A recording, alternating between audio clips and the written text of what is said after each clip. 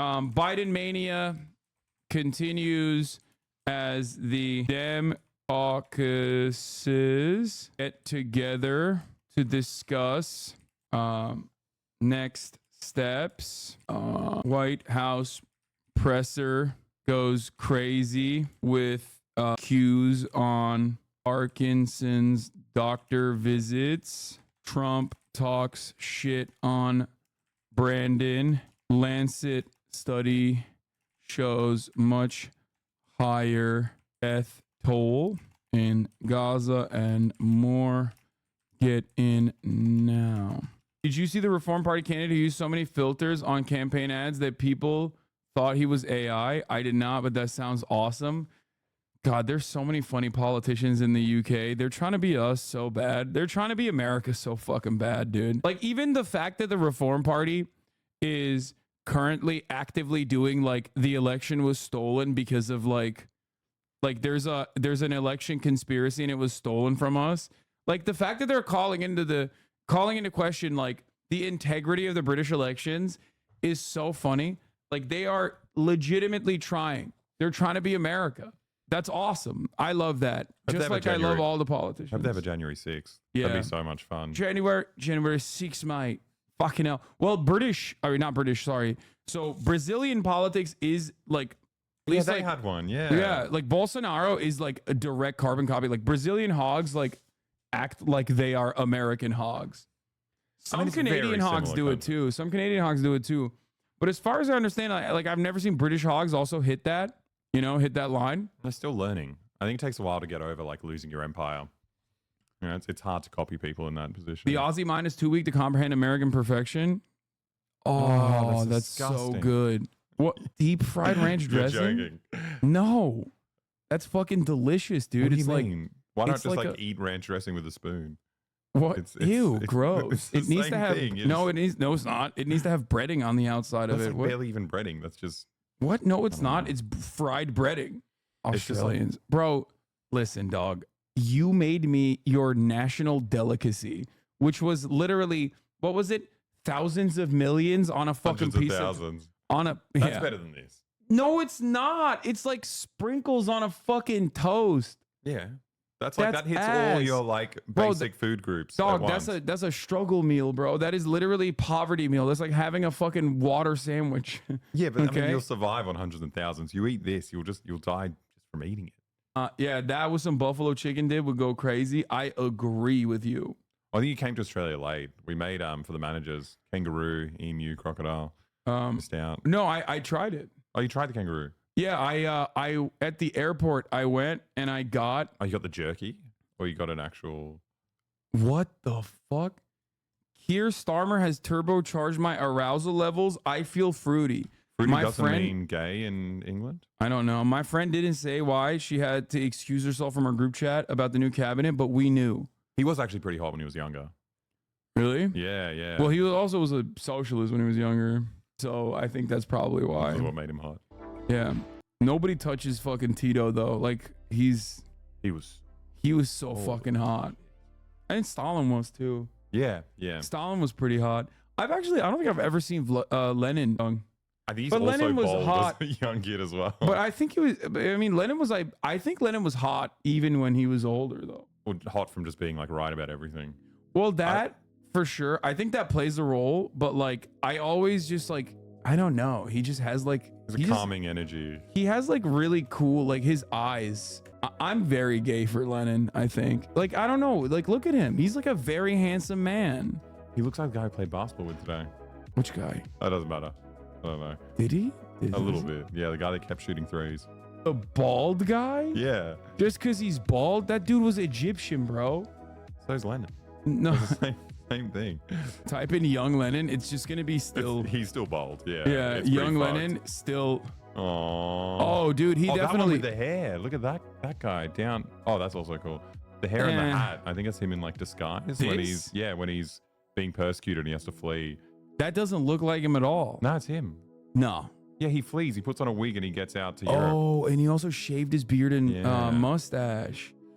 Oh, honestly, I think he looks sexier when he gets older. Yeah, definitely. Like he grew into his looks. He grew into his looks for sure. Google Young Stallion was hot. We know. We already said that. Everybody knows that.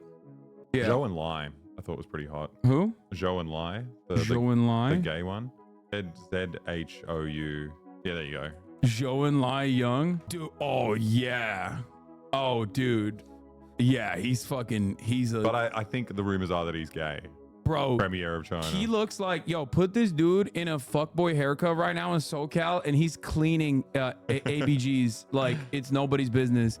He's out here doing boba runs, okay?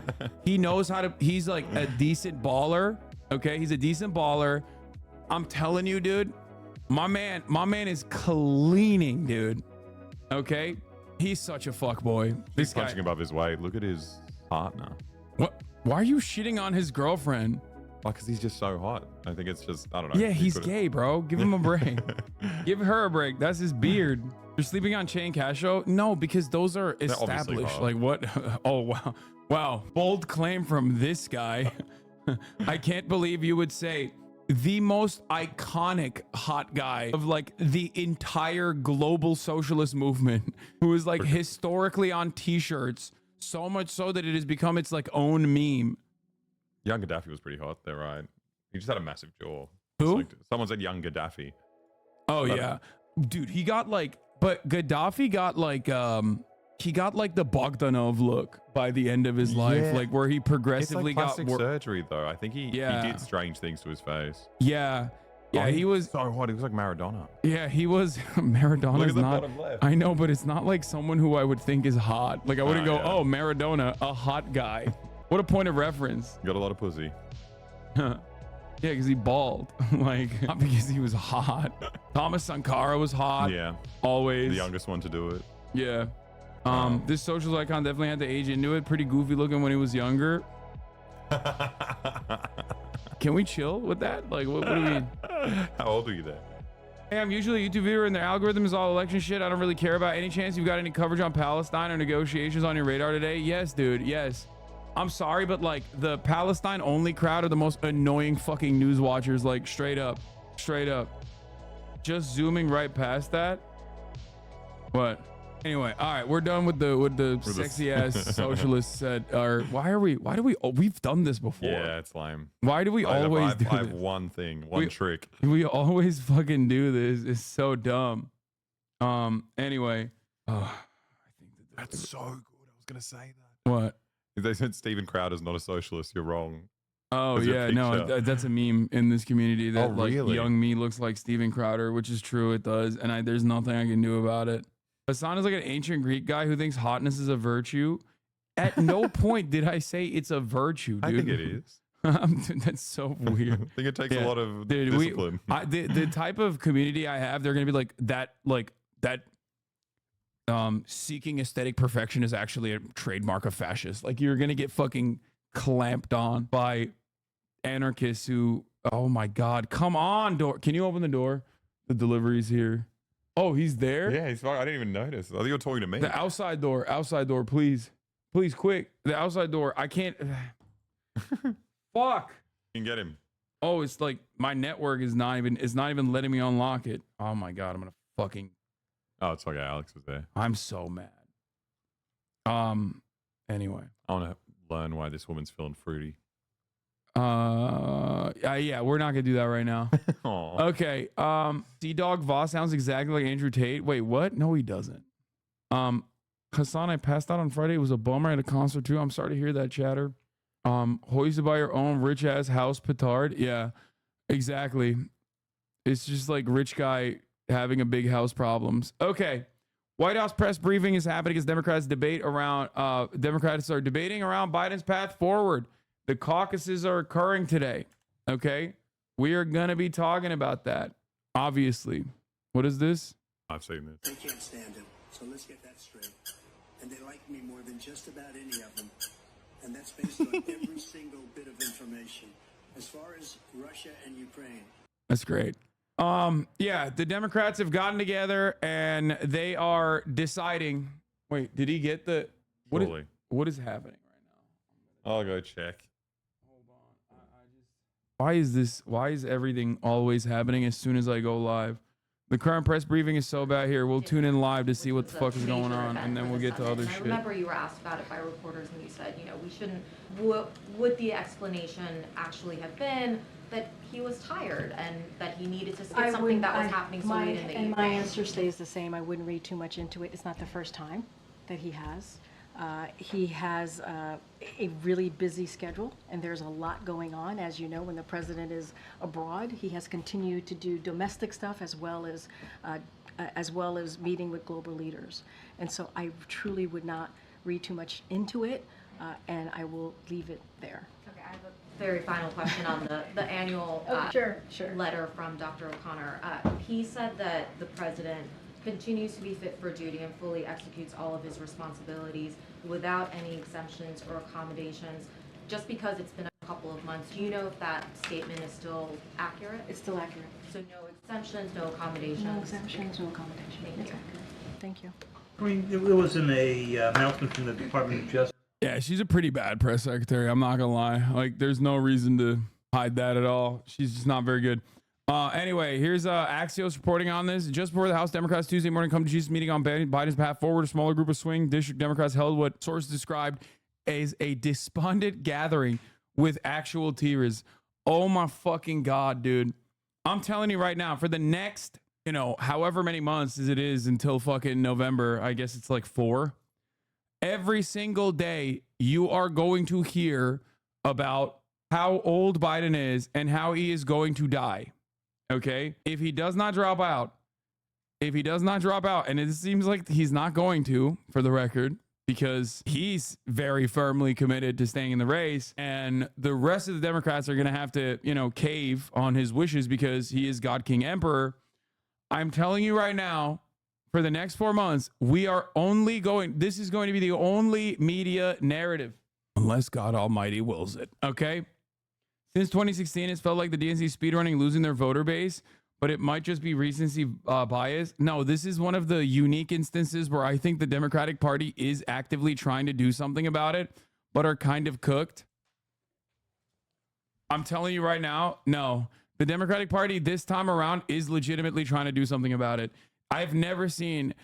dude, come on. You don't see high-ranking Democratic Party centrist establishment defenders come out and be like, I love this guy, but he has to drop out. That's crazy. That is unheard of. That did not happen with Hillary Clinton. Obviously, it would not have happened with Hillary Clinton because, Hillary Clinton was also defeating Donald Trump at the polls and was not seen as, demented. She was just seen as evil, right? Which Democrats don't care about that. But the reality of the matter is, right now, you actually have Democrats, establishment Democrats, institutional Democrats, centrist Democrats, who love Biden, legitimately love Biden, love his legacy, are absolutely worried about the future of the party. Why did AOC endorse him so fast? I covered this extensively yesterday. Obviously, I'm going to have to repeat all of the statements that I made yesterday. As soon as Summer Lee was the first of the squad that was asked about this question, as soon as I saw what she said, I recognized that the progressives are going to stay out of the conversation. They're just gonna be like, yeah, Biden's the candidate. He's the GOAT. It's awesome. I think AOC went above and beyond in her statement. I don't think she should have done that. I don't think she should have gone as far as she did. Mike said you're coping. No, I think that's they're playing politics, but I think that's what they're, and this is pure speculation, but I think that's what they're doing. Because ultimately it's like, if they're coming out strong, it doesn't mean anything. And it only has the capacity to negatively polarize people against, or negatively polarize people towards fucking defending Biden. But ultimately, I think she does not have the best political instincts in the way that she's playing politics. It's a win-win for her. But I think ultimately she should not have gone above and beyond in the way that she did. Bernie Sanders has been doing that too. But remember, I think ultimately there is this is on the hands of the actual Democrats with institutional power.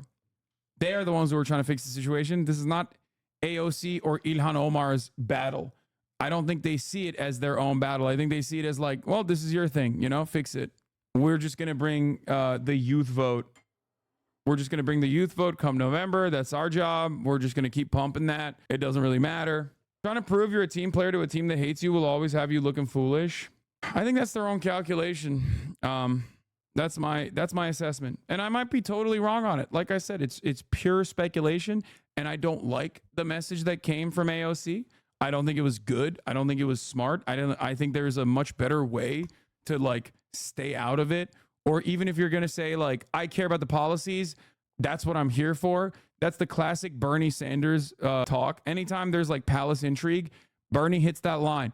It's policy time, baby. I don't give a shit what's going on. Okay. And I think she was trying to do that. And I don't think she did a good job with it. And ultimately though, my speculation, like I said, is just like they're trying to stay out of it. But having said that, who knows what happens at the end of this caucus? But like, it does kind of seem like maybe they're just going to go with Joe, you know? Isn't AOC another pressure point on Biden? No. We need Nancy Pelosi. We need you to be the grand mamala of the country. Speaker Emerita Nancy Pelosi, the former speaker, has privately told people she's deeply uneasy with Biden staying in. She loves him, but she's ruthlessly practical. See, that's what I'm saying. When you got Nancy Pelosi coming out of the fucking gates and like saying shit like, I don't know if Biden should be the guy, it's not up to AOC to say anything. If we're thinking about this from the perspective of like the ideological boundaries that are set inside of the Democratic Party, the smartest thing to do is just, you know, let the chaos pass over you. Don't touch it. You know, this is not a moment where like this, in my opinion, is not a moment where like you want to be a standout person, especially when the big dogs that normally would be the ones defending Biden are the ones who are telling Biden to, in polite terms, leave. You know what I mean? I'm so glad the U.S. has no maximum age limit for presidents. This is so much better than letting someone under the age of 60 run. Yeah. I mean, it's fun. If you're like black-pilled, you just look at the situation and you're like, well, at least fun stuff are happening. Fun stuff is happening. Wall Street Journal. German officials aware of Biden's fatigue at night sought to accommodate the president by planning a June 2022 event with German Chancellor Olaf Scholz in early evening. What? This is 2022? The informal event, a soiree at the Alpine resort Schloss Elmau, during the Group of Seven summit, was arranged as a confidential meeting on Ukraine in a relaxed setting. Biden didn't show up, surprising the chancellor and his aides, officials said. Instead, Secretary of State Anthony Blinken arrived and announced that Biden had got to go to bed.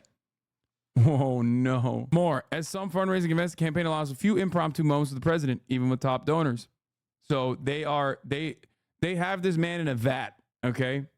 They do not let this man have a moment, which I think is pretty funny, but probably smart. It's just the issue is it's no longer as smart. It's not necessarily smart when, you know, everybody in the country, everybody in the dang nation is talking about how old this guy is. Right now, Biden needs to be someone he's not. A younger person, a vibrant person, okay?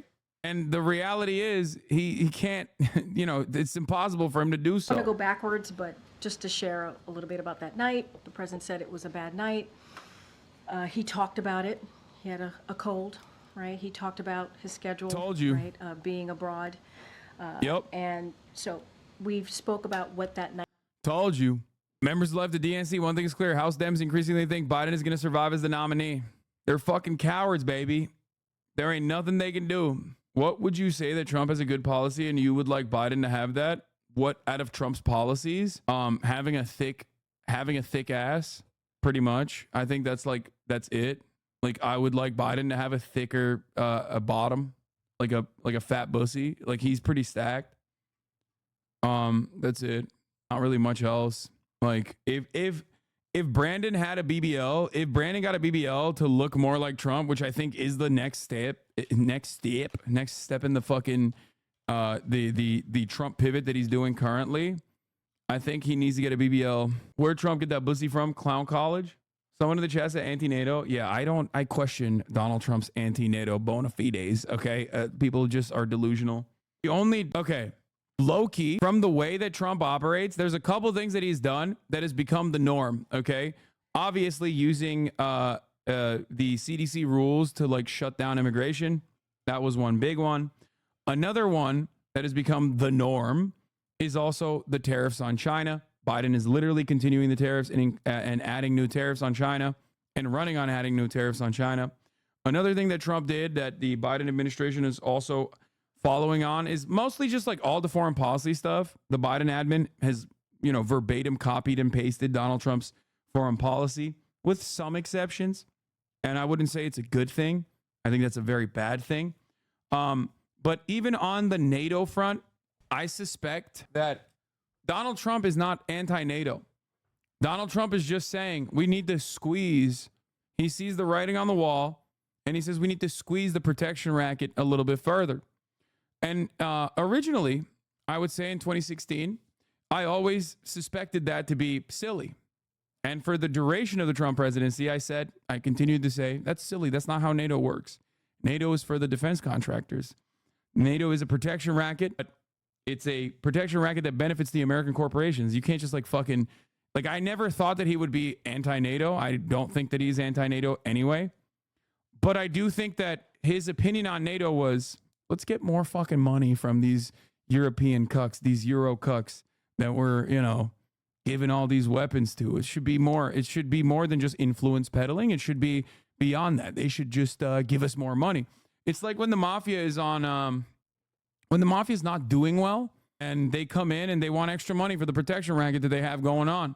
And I think that's what he was advocating for. And I think that will probably be kind of the policy up in the same way that people were very resistant towards tariffs, and then they just decided, no, that is the right thing to do politically. And I think that that's probably what whatever future administration is continuing on that trajectory will probably also demand more from NATO, from the NATO alliances,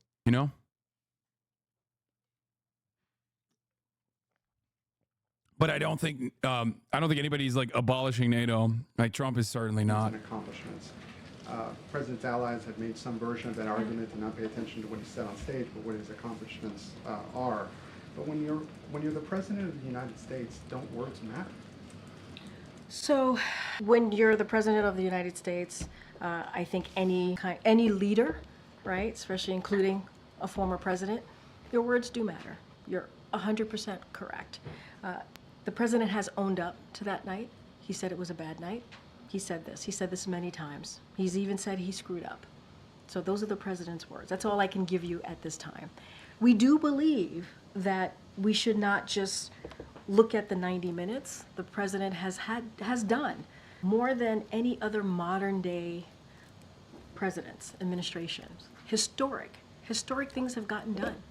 When I was watching the Democratic caucus, they talked about $35 insulin, right? Capping that. When you think about seniors who were paying hundreds and hundreds of dollars, we were able to get that done because of a very important piece of legislation that we moved through, right? And only Democrats made that happen.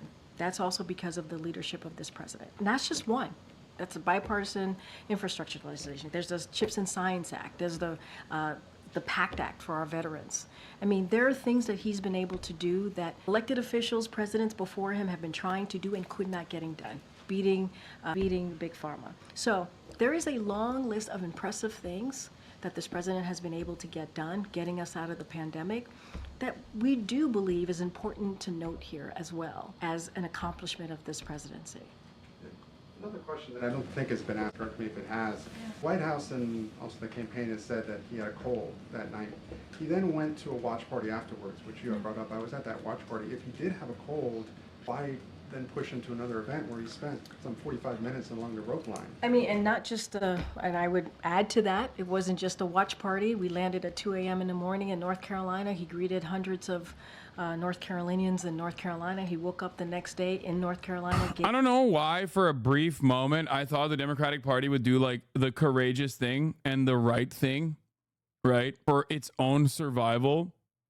But I do think that it might be Jover in terms of Joe Biden continuing.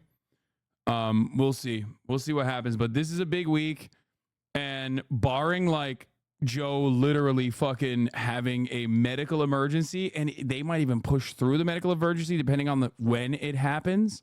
Okay. They might just be fucking circling. Is the circling the wagons the right term? Like they're gearing up for the Brandon run. They're doing the Brandon push. Her explanation hurts the fucking argument, saying he kept going into meetings and greetings while he was sick. Yeah, he's an old man. It's fine. Old man diseases don't kill young, vibrant individuals.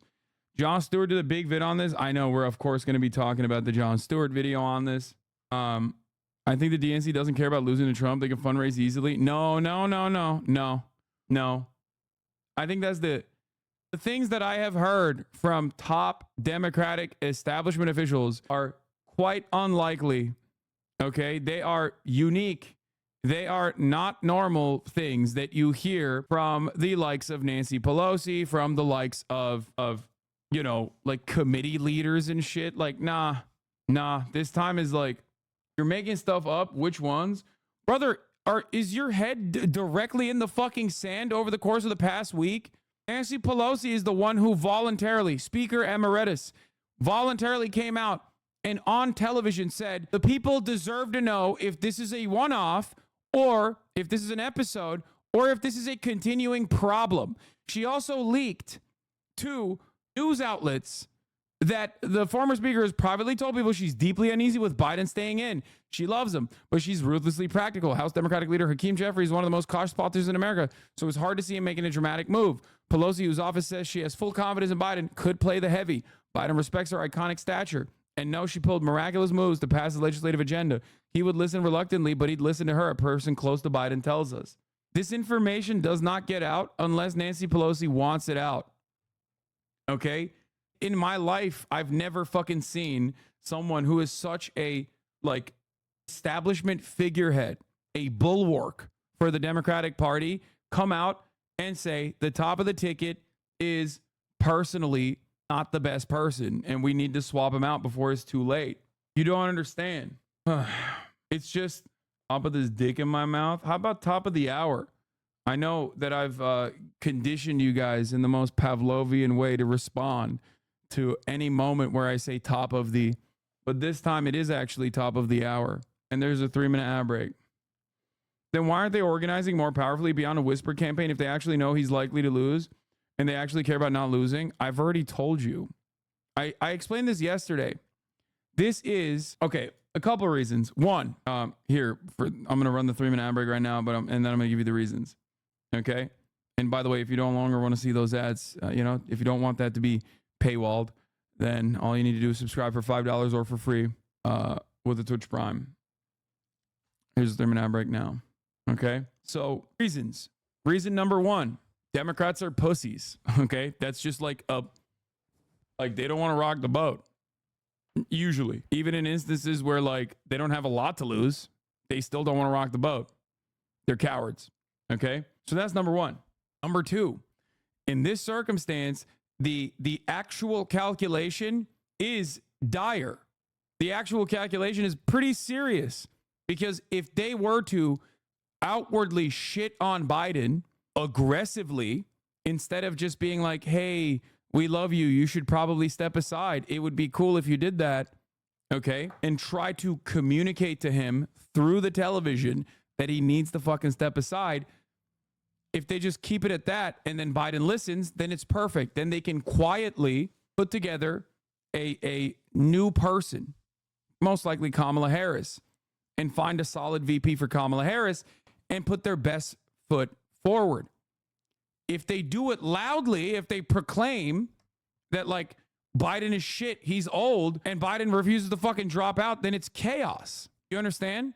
And the Democrats, the one thing that the Democrats cannot do right now is be chaotic, because the major reason why people want to vote for the Democrats, and even they recognize this, is that they are organized. They are a serious party. They are not the weird, sweaty, pathic, anti-abortion, anti-democracy party. That's like, that is legitimately their number one, their number one advantage over the Republicans.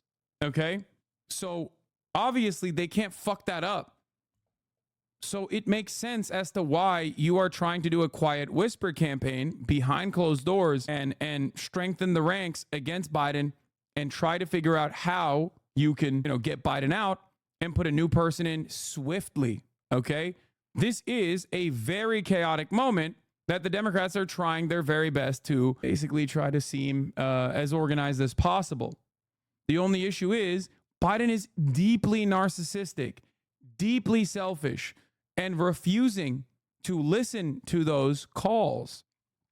Okay? He's refusing to listen to those calls and, dare I say, taking advantage, knowing full well potentially that these guys can't come out and make bold proclamations.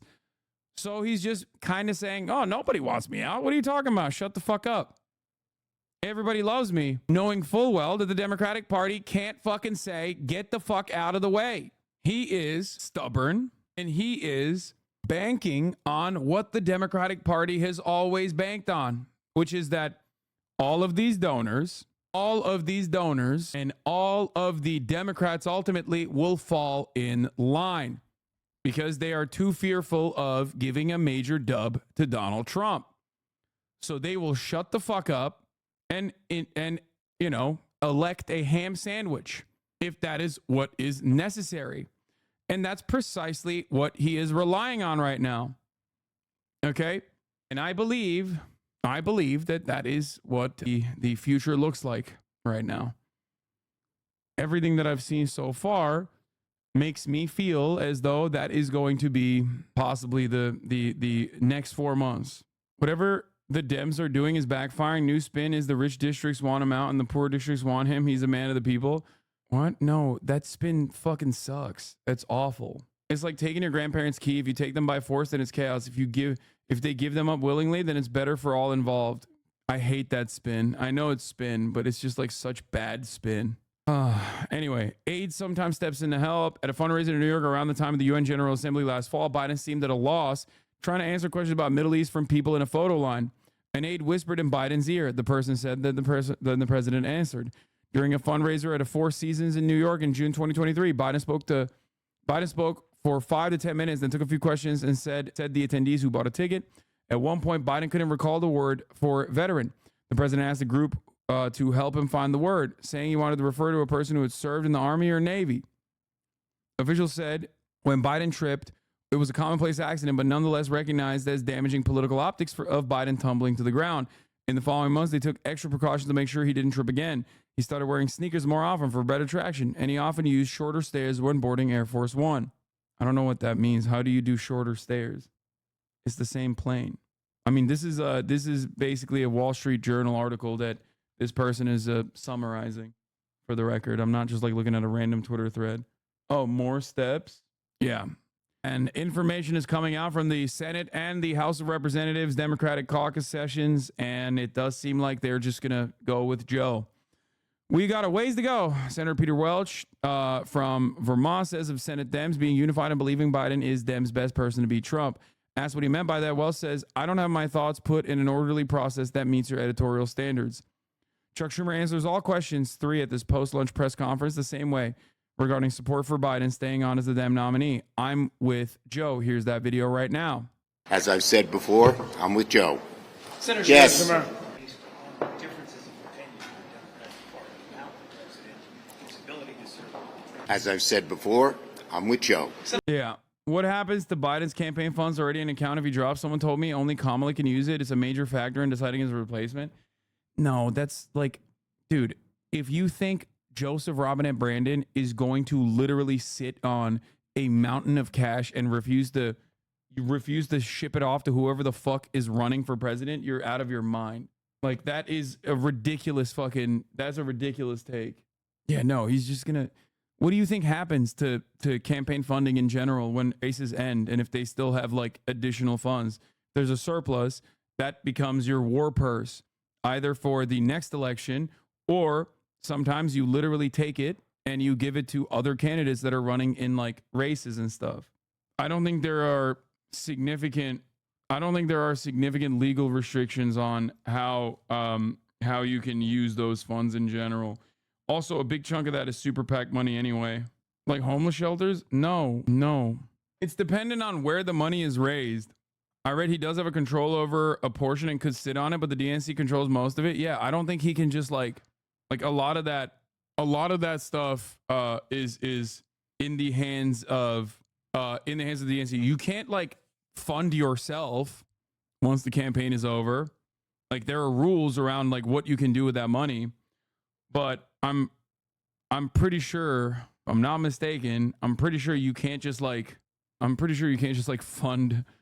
You can't just like, I guess you could technically sit on it and not give it to anyone else and be like, fuck you guys. Okay. I'm not using these funds. But there's, I don't, as far as I know, as far as I understand, I don't think there's like restrictions on what to do with the additional campaign funds in the end of a run, or if a person drops out of a race, like you can, I'm pretty sure you can like put it into other campaigns as long as it's not like personal use, you know what I mean? But they noted via email that Harris would only be able to access those funds if she's at the top of the ticket. In other words, if she remained vice presidential nominee and the party picked a different presidential nominee, that would be a different campaign. No. Okay. Here, let's look at this. What would happen to Biden's campaign cash if he drops out? That's up to Kamala Harris. No, Kamala Harris has direct control over it as she is like on the campaign. Okay? She has direct control over it as she is on the campaign. But as far as like, you're asking me if there are legal restrictions as to like taking the money, like as if Biden decides to drop out personally, and then where does he take that money? Where does he take that cash? There are restrictions on how you can use that money, of course, right? You can't just like pocket it. That would be ridiculous. You can't just like pay hush money to a porn star and then misappropriate or misallocate those funds, or right that you're just doing a legal retainer or some shit, famously. Okay, someone that did that, I can't recall who it was, but I feel like there was a person who did that. But Harris's name is listed on the FEC filings for both Biden's statement of candidacy and his campaign account for statement of organization, meaning she would likely be able to use the funds if she continues the campaign. Campaign finance law also states that a campaign committee designated by a presidential candidate can be used by the party's vice presidential candidate. Both candidates are on the account. Okay, but they noted via email that Harris would only be able to access those funds if she was at the top of the ticket. In other words, if she remained the vice presidential nominee and the party picked a different presidential nominee, that would be a different campaign. Gross said he was unsure if Harris was unable to access the funds if she remained the party's vice presidential nominee without Biden. That is such a unique scenario. I would think the campaign would want to seek an FEC opinion on that question. Okay, Kamala Harris being at the top of the ticket makes it easier because she has direct access to the funds.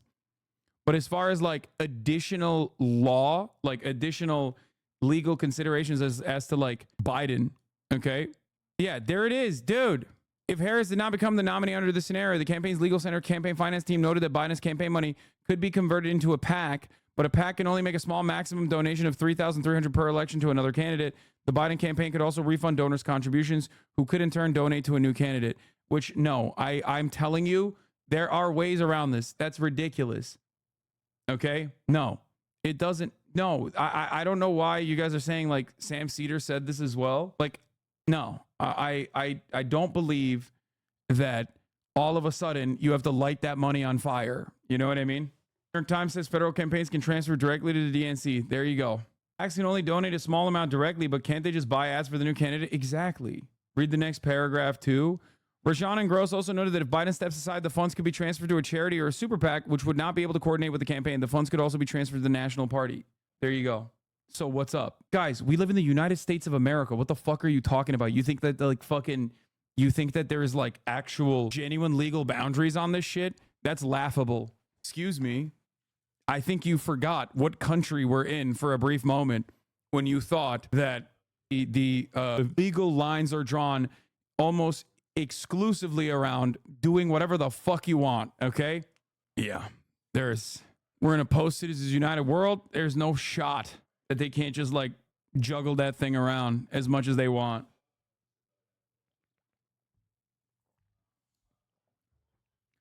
No, Sam just said with Kamala, it's easier. Yeah, no, that's what I mean. Yeah, like I agree. Of course, Kamala has direct access if she's at the top of the ticket. Kamala has direct access. I understand that.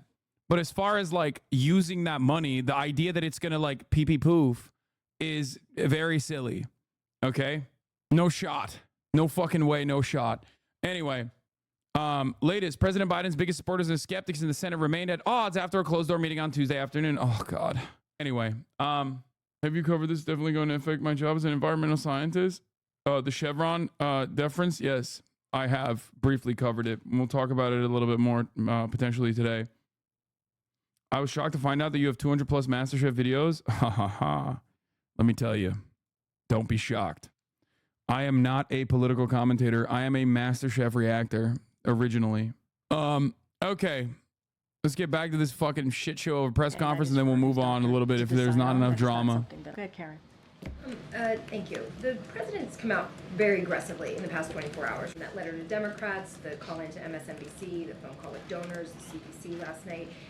Was that his decision personally to step up that outreach? It has been. He's ready. He's on fire. He's ready to go, and he wants to get out there and continue to show that he has more work to do. Right? He has more important issues for the American people to get done, and so he wants to get out there. He's always has, though. I mean, last 2.5 years, 3 years, 3.5 years, he looks forward to getting out there, speaking directly to the American people. And I know we say this, and I know sometimes you guys don't believe us, but he does want to engage with you all. He does want to talk more to the press. And so now we're certainly going to continue to create opportunities to do that. He's done interviews 47 times in this year alone, and we're going to continue to create opportunities to do this. We're going to get out there so he can engage with the American people more directly. So we're going to continue to do that. But in terms of, especially in the last 24 hours, that type of outreach to ease concerns among Democrats about his campaign continuing, was there something specific that he heard or read that prompted this, would seem more like a flurry over the last 24 hours that didn't happen last week? We really saw him doing more. I get it. Yesterday. No, I get the question. Look, I wouldn't say there's anything specific. This is something that he wanted to do. And if you think about it, he's been on the road a lot since the debate.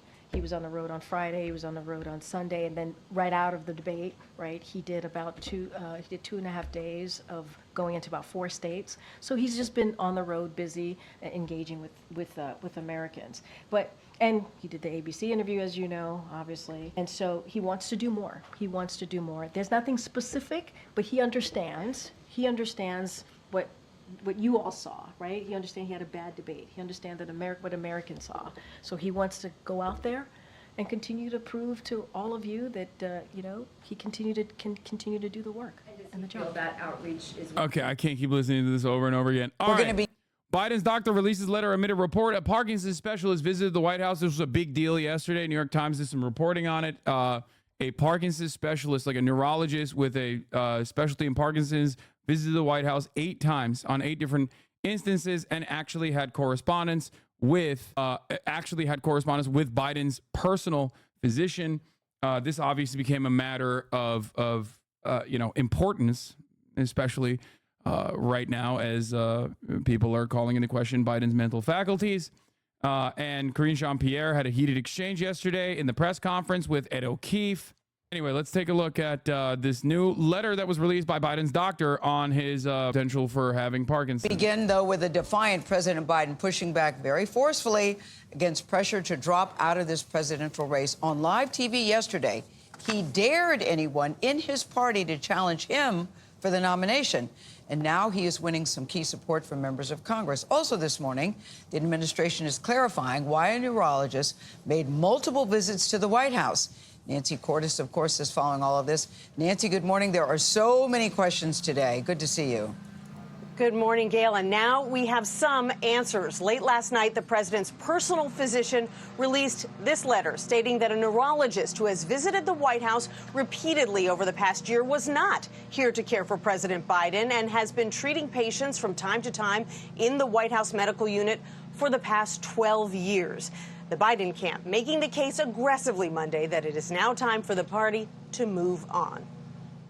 President Biden made it through Monday without any new Democratic defections and with some key backing from his party's House leader. I support President Joe Biden and the Democratic ticket. And from... That was a weird one, too. He said, I support Joe Biden, President Joe Biden, and the Democratic ticket. I thought that was strange. Like the way he positioned that, I thought was kind of odd. Because it's like, why don't you just say you support President Joe Biden and him running? Like him staying on the ticket. I thought he said for. No, I know. I'm pretty sure he said and. President Joe Biden and the Democratic ticket. Anyway, he's just playing it safe. You know who's not playing it safe? AOC. I mean, I guess she technically is playing politics and is playing it safe in terms of the Hassan, you are coping. Wait, what? No, I'm not. No. Make no mistake. I'm seeing the writing on the wall. I'm saying that the Democrats are probably going to fucking go with Joe. I think that they're going to go with Joe because they're fucking stupid and cowardly and also have no backbone and can't even do something that is going to ultimately help them in the long run. She's playing politics for her own personal ambitions that are benefiting the working class. Dude, I love God, this is so stupid. Guys, what difference does it make in this circumstance? Like what could she be doing that would benefit the fucking working class? We're talking about electoral politics. We're talking about the Democratic Party. Like no, seriously, in this moment, she should be like, what? We should kill Joe Biden? Is that what she should be saying? Like, we should do a proletarian revolution? Like, what are we talking about here? Like, I think that her instinct to go above and beyond to defend Joe Biden, instead of just saying, I'm sitting this one out, is bad, okay? It's not smart to do that. It's not smart to go balls to the wall in the way that she did. You can look at other progressive politicians, a part of the progressive caucus, and that are obviously anti-establishment Democrat for the most part, who have been phenomenally critical of Biden's administration, saying much lighter things about Biden, even though they do also take a stance that is significantly more pro-Biden than the top of the establishment institutionalist Democrats. You have to ask why. Why is Nancy Pelosi more concerned about taking Biden out than AOC? For AOC, it's win-win. Everybody knows she's going to be a galvanizing force for the youth vote. She is a progressive figurehead in the party. She is the progressive beacon in the Democratic Party. She is, in many respects, most of the time considered an outsider. The squad is always considered outsiders in general. Ultimately, her sitting this one out and allowing the actual establishment Democrats who have significantly more staying power, significantly more momentum in changing course, changing the trajectory of what the DNC does than fucking AOC. But she didn't sit it out. She basically came out and was like, oh, I love Biden. He's the best. He's the best on the ticket. He's the best we got, which I think is bad. I think that it's silly to go above and beyond. As far as playing politics goes, if Biden stays on the ticket, then she has more access to Biden in her own personal calculation. She has more access to Biden, not to like do a fucking proletarian revolution, mind you. I'm not saying that at all. Okay, she has more access to Biden to get certain things, get better, like more access to the Democratic Party's leadership, better committee positions, better way to enact at least some parts of the legislative agenda, that kind of thing. But if Biden isn't the top of the ticket, as the Democratic Party's establishment figureheads are demanding he drop out as quietly as possible, okay, as best as they possibly can, then it doesn't matter because she's still a fucking progressive bulwark. So they're gonna, they're not gonna be like, oh, you defended Biden, so we're not giving you shit. That's it. But as far as in this moment, like what you're like, you need to understand, you cannot rely on politicians.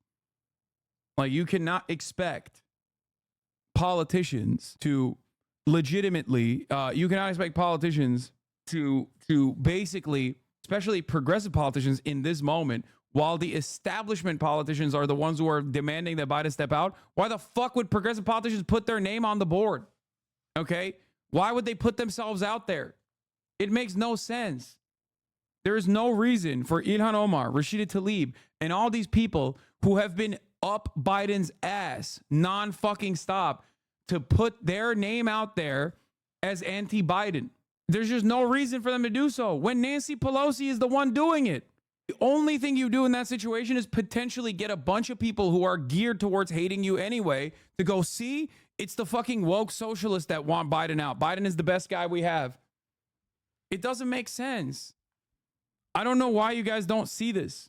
Yeah, all of a sudden, you're just giving the Biden holdouts more ammunition to be like, see, the left is fucking interested in destroying the party. We're going to lose because of the left and not because fucking Joe Biden is old as shit. Because they're scared of young progressives splitting the vote and Trump winning. They're trying to do a French election. No. What? I'm not a Brandon dick rider, but honestly, I have a hard time seeing how we could have a better option for defeating Trump. Every single person that is committed to voting for Joe Biden right now is already going to vote for whoever the fuck is the Democratic Party candidate. Not a single person is going to be like, I'm not voting if it's not Biden. And any other candidate would bring additional votes on top of that. I was originally mad at Bernie, but you're right. Yeah, I don't like, this is not a circumstance. This is not a circumstance where progressives coming out, Ilhan Omar has literally been up Biden's fucking asshole, okay, about this Gaza shit. Even AOC has been very fucking outwardly critical about the immigration stuff that Biden has done and also Gaza. She was on this broadcast criticizing Biden for both of those things. Why are they taking a stance? A question you have to ask yourself is, why are these candidates, why are these politicians that are supposed to be progressive, dare I say radical, which is laughable, of course they're not radical, why are they taking a pro-Biden position when Nadler is saying Biden needs to step aside, when Nancy Pelosi is basically leaning on Biden stepping aside and leaking that she has concerns about Biden's age? What the fuck are you guys talking about? Please think. A lot of you either A, demand that like the Bernies and the AOCs of the world become, I don't know, vanguardists or something within the Democratic Party, or you also personally recognize that obviously politicians are not going to do shit for you. And at the end of the day, you have to literally operate completely outside of electoral politics if you want to get anything done. And even then, you're probably going to fucking fail across the board. And yet you still want to fucking chirp to do a I told you so moment. Okay? I don't know why you don't see this. And I don't know how to describe it in any other way. Jank was not thrilled with AOC about it.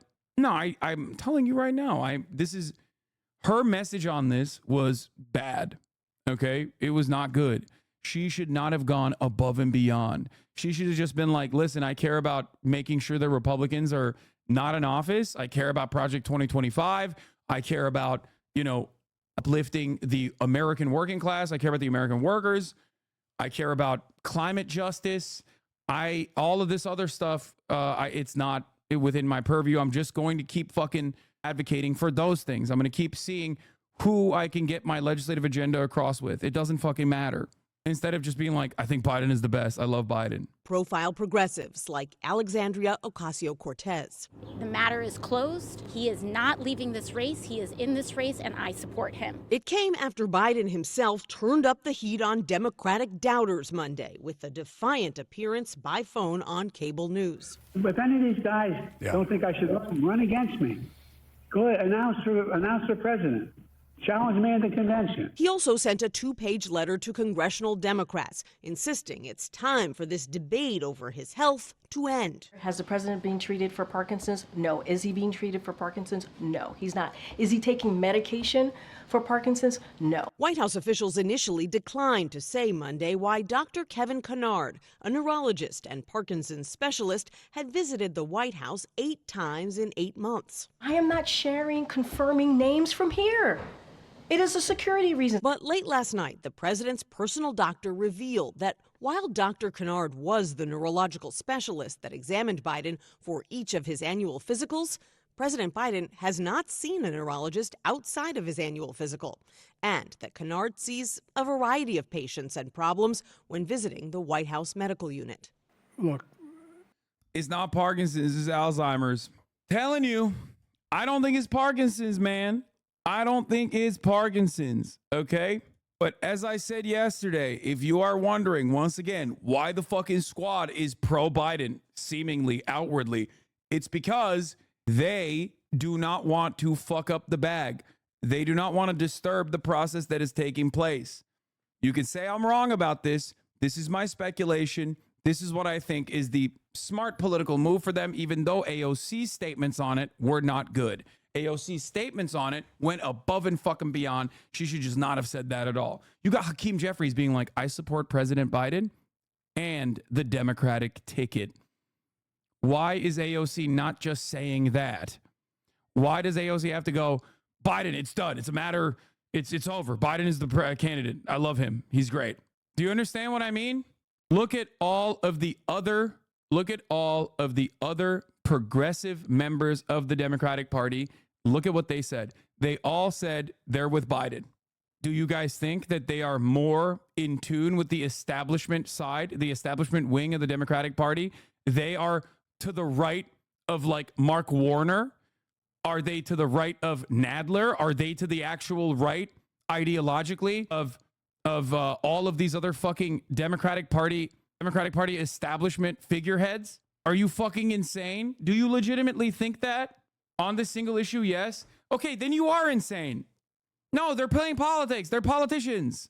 You have to be schizophrenic to imagine a reality where people who are literally fucking saying, are you still coping about AOC? This is not about AOC. I'm coping about the reality that so many in this fucking community, every single time AOC comes into question, so many people in this fucking community literally lose their minds, okay?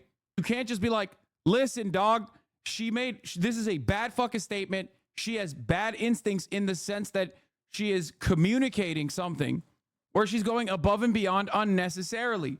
I do think she's wrong to go above and beyond, but I do personally speculate the reason why she's doing this, just like Ilhan Omar and just like Pramila Jayapal and all these other fucking Democrats in the Progressive Caucus, is because they don't want to make this a left issue. Hating on us schizophrenics again. You're making me a piece of shit according to you. Okay, I'm sorry for saying schizophrenics. I should have said hallucinations. People are hallucinating.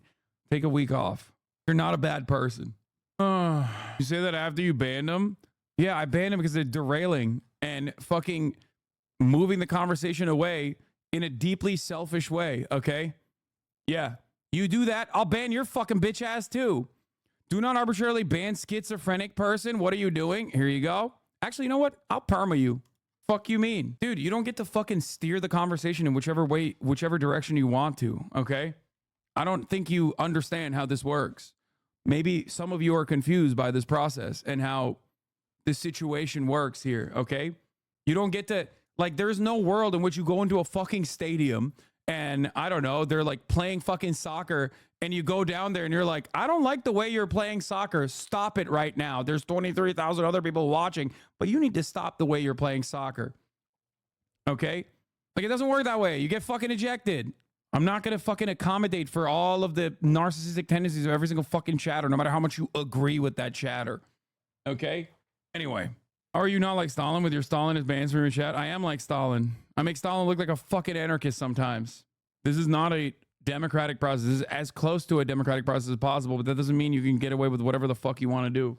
Anyway, but you think they'll not get massive backlash when Joe gets cooked? No, I don't think so. Because they're portraying, look, I said this yesterday and I will repeat it. When I say Joe Biden needs to drop out, he's old and demented, as I have said since fucking 2019, when I said he shouldn't run, he's old and demented. Okay? Do you think the Democratic Party listens to my words?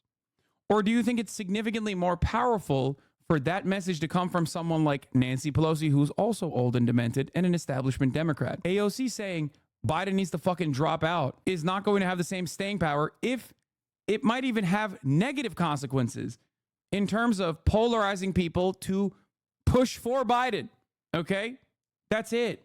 That's why there's a difference when the Podjons say Biden is too old, he should perhaps step aside, versus me saying Biden is too old and he should step aside. Do you understand? Do you get what I mean? Or maybe you don't. I don't know. If we finally beat Medicare. Several Senate Democrats said yesterday they want more time after last month's debate to see how things go for Biden. I think a lot of folks are raising some questions they need to get asked, but at the end of the day, we got to beat Donald Trump. Congressman Adam Smith is one of the 9 House Democrats who say they've seen enough. We would be better off with another nominee, okay? I believe that in my heart, my soul, my brain. I'm 100% convinced of that. Biden's opponent, Donald Trump, has been keeping a low profile without any public appearances in 11 days. He resurfaced last night in an interview with Sean Hannity on Fox News. It looks to me like he may very well stay in. He's got an ego and he doesn't want to quit. Today, President Biden addresses foreign leaders at the NATO summit taking place here in Washington, D.C. And on Thursday, he's going to hold a rare... Dude, like Adam Smith, for those of you who are wondering, like, who's this guy, Adam Smith? Is that the godfather of, neoliberal, or not neoliberal, but like capitalist economics? No, man. That's a motherfucking ranking member of the House Armed Services Committee. Okay? Like, there's a very big difference when a guy like that is saying Biden has to step aside versus fucking AOC. That's what I'm saying. Nadler is another person. No, I'm talking about Adam Smith, the person that you just saw. And Adam Schiff as well, by the way. More like Adam Shit.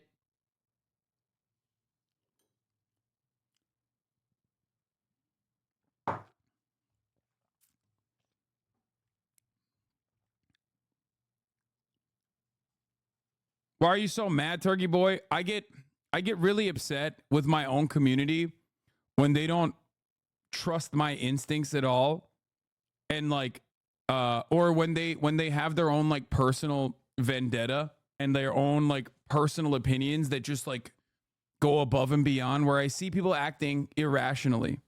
Okay? And yes, sometimes I am wrong, for the record, and I regularly will admit that. The problem is, in this circumstance, even when I fucking speculate, people, and I openly admit that I'm speculating, people won't just go, okay, that's speculation, I disagree with it. They go, you're literally coping because you love AOC and you can never actually defy her. And I have, in my mind, a secret, like I'm assuming cynically that you have a secret, cynical reason for your actual agenda. And it's like, dude, what the fuck? I feel like I've earned the trust of people in this fucking community to a certain degree. And it's very frustrating when I see people behave inside of my own fucking community, when I see people behave like these psychos, okay? No, Biden stepping down doesn't mean war chest is lost. That's wrong. You're wrong about that. Democrats who've called on Joe Biden to step down. A growing number of Democratic officials have publicly called for Biden to quit or reportedly done so in private. Lloyd Doggett was the first one last week. Raul Grijalva, senior progressive from a battleground state. Seth Moulton, former U.S. Marine, briefly challenged Biden for the nomination in 2020. President Biden has done enormous service to our country. Okay, he needs to step aside. Mike Quigley from Illinois. Mr. President, your legacy said, we owe you the greatest debt of gratitude. This probably doesn't feature like the actual statements that people have made that you can infer are actually people people saying like Biden should definitely step aside, but in a gentler way. These are actual outward, like you have to step aside shit. Okay? I hope you guys understand why I get mad, by the way, when you guys behave in a way that I consider to be irrational. When you don't trust my instincts at all. But beyond that, you also make secondary inferences about like my other secret motivations. Like when have I not been truthful to a fucking fault? When over the course of the past 10 fucking years of my professional career as a political commentator, have I not been fucking truthful to a goddamn fault? Why would you suspect me of secretly having a different motivation in this circumstance? Like, it just doesn't make any sense. It's the most frustrating thing that I have to deal with.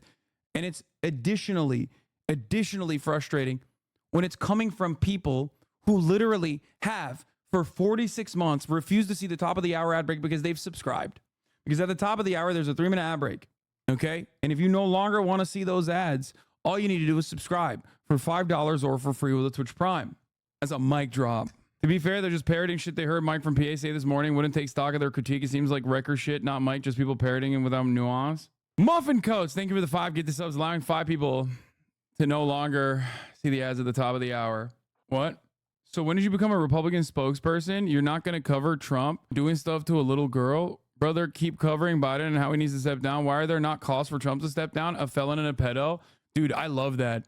Yeah, me. I have a way to get Donald Trump to step down, and I'm just not calling for it. You're right. This is literally the same exact energy as being like, why doesn't anybody tell Hamas to release the hostages?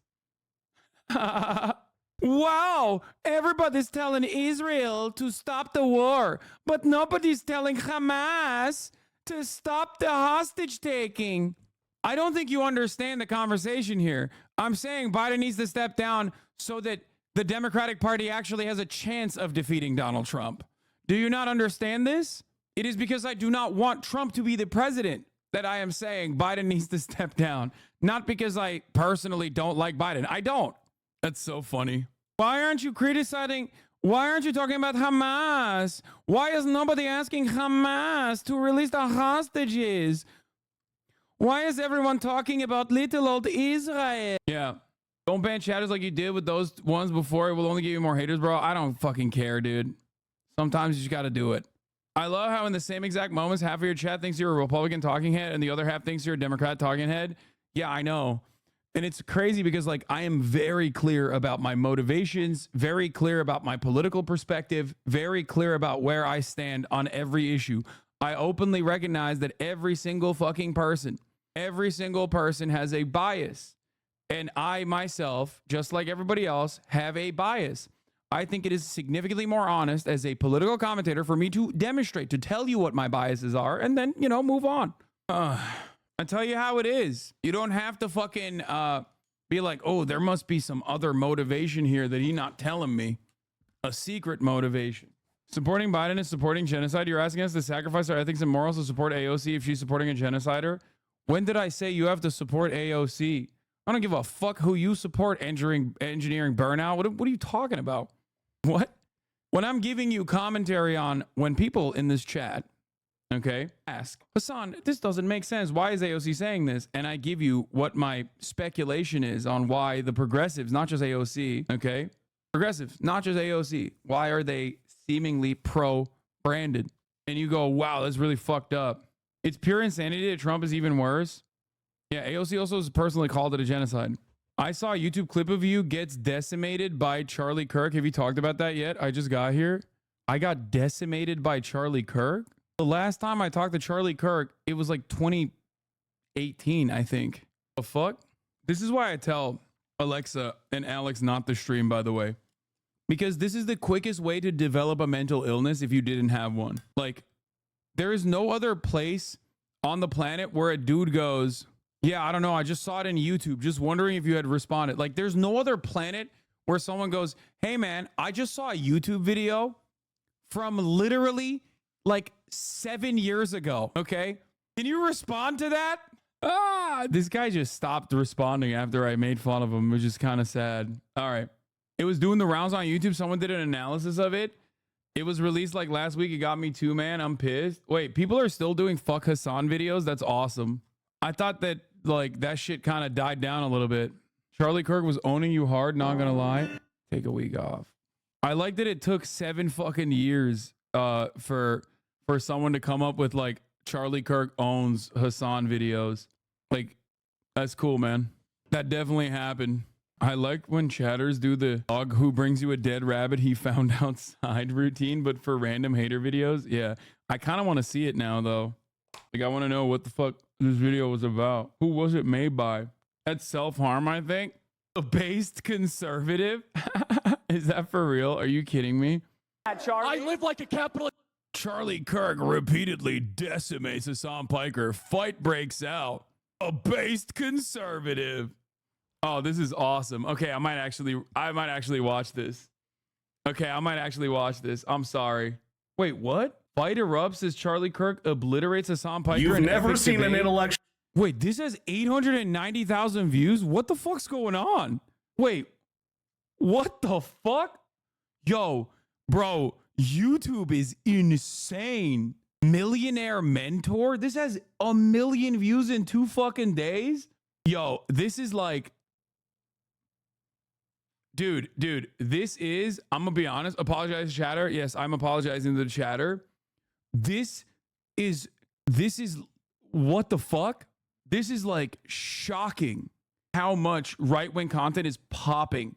Shocking how much right-wing content pops off on YouTube. It's like Tyler Oliveira. This motherfucker has 300K subs. This video, dude, this doesn't make any sense. This is a random 7-year-old video, dude. What the fuck? This is a random... Yeah, I mean, it says 23,000 likes with 800,000 views. I suspect this is botted. Like, this has 5,818 comments. This is heavy botting. There is no fucking way that a video like this gets almost 1 million views in 2 days with 23,000 likes only. Like, here, let's take a look. Let's look at my fucking YouTube page, right? Like, let's look at a video that got like more views, right? Like a higher view count video. Trump is now a God King. This has 9,000 likes. Okay, 248,000 views, 9,000 likes. A video that has like double the fucking amount or triple the fucking amount of views, almost quadruple the amount of fucking views should reflect in the likes as well. I mean, the Hasanabi Industrial Eclipse Complex serves up reruns of the big conservative names, not your channels, but the others. Jesus, you got cooked? What do you mean? Hogs don't know how to use a like button. They only know hate. You got so owned in this video, even I got hard. What? Damn it, I failed. Yeah, I'm not going to watch that video. Bro. Millionaire Mentor. Let's look at their other videos real quick. Black conservative blast smug leftist in intense debate. Dude. This is a video from 21 hours ago. Woke student gets humiliated as Dinesh D'Souza destroys argument. 3,000 views. Charlie Kirk absolutely destroys woke college students' leftist views. 3,000 views. Oxford professor brilliantly challenges atheism in epic speech. 2,000 views. This might be the most popular video on this fucking channel. It's one of the most popular videos on this fucking channel, and it's from in 2 days. It became the 9th most popular video on his channel. Oh, not 9th. 1, 2, 3, 4, 5, 6, 7th most popular. I said 9th. I was wrong. My bad. Copium? Oh, yeah. It's actually not even. The sorting is off. It's actually... Dude, it's literally the 4th most popular video. Look, because this one has 700,000. This one has 600,000. This one has 700,000. It is, in 2 days, it became the channel's 4th most popular video. That's crazy. Some people are just trying to get a rise out of you. I know. It's my favorite fucking thing when I'm in the middle of doing commentary, and then I get tilted on some shit, and then chatters will be like, "Oh, dude, this is great. Now I can further tilt him by being like a 48-month subscriber who says some like incredibly idiotic shit by being like, no, actually, I think this channel that has like otherwise 2,000 views on all of their videos did not like bot the shit out of this video. And it's perfectly normal that a 4 or 5-year-old debate where I actually comstered Charlie Kirk, by the way, make no mistake, being reflected on from 2017 or 2018, being reflected on now is actually going to get this level of momentum on its own. Yeah, Ben Shapiro's video on you has fucking 400,000 views. That is a truism of politics, that hypocrisy is... Like, Ben Shapiro's video has 391,000 views in 2 years, okay? Anyway, we'll watch it. Not gonna lie, it's probably not botted. People are just like reactionary to brain rot content, and your name gets them mad. All right, we'll look at this later. Let's get back to the issue at hand here. New York Times editorial board urges public Democratic revolt against Biden. Why I hate this community so much, you fucking freaks. Yeah. Let's finish this off. Press conference there, which will be another big test as he works to convince his party and the public that he's fit to run for re-election. Gail? All right, everybody's... I looked up their channel on view stats, and in the last year, they had minus 42 million views. Watching. Thank you, Nancy. For more on this pivotal week for both the Biden and the Trump campaigns, we're joined by Robert Costa. He's in Washington. Bob, good morning to you. Good morning, Gail. Bob, good to see you. Listen, I know you were in New Hampshire yesterday. You were with Gavin Newsom, who's campaigning for President Biden. What are you hearing about what they're saying on the road about the president, and Gavin Newsom in particular? You know, one of the best things about being a reporter is just getting out there and speaking with voters. I love Washington, D.C., but it's not always the prism about what the truth is politically in this country.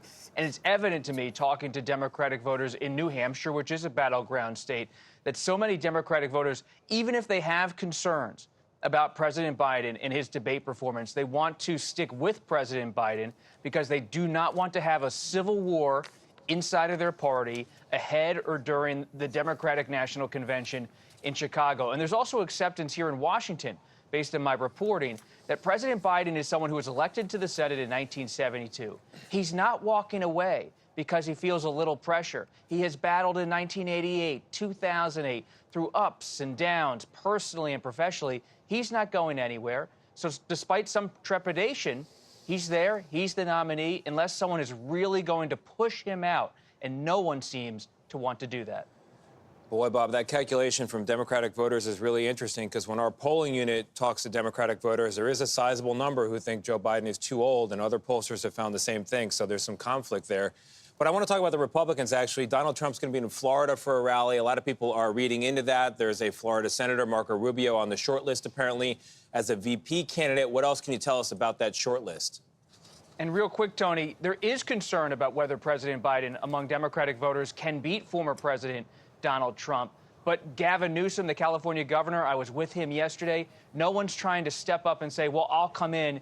Even if they like Vice President Harris, they think the timeline's too short and it's going to be too messy. As for Trump, he's having a rally today with Senator Marco Rubio of Florida, who is on the VP shortlist. Based on my calls with top Trump sources, it's Senator Rubio, Senator J.D. Vance of Ohio, just 39 years old, and North Dakota Governor Doug Burgum.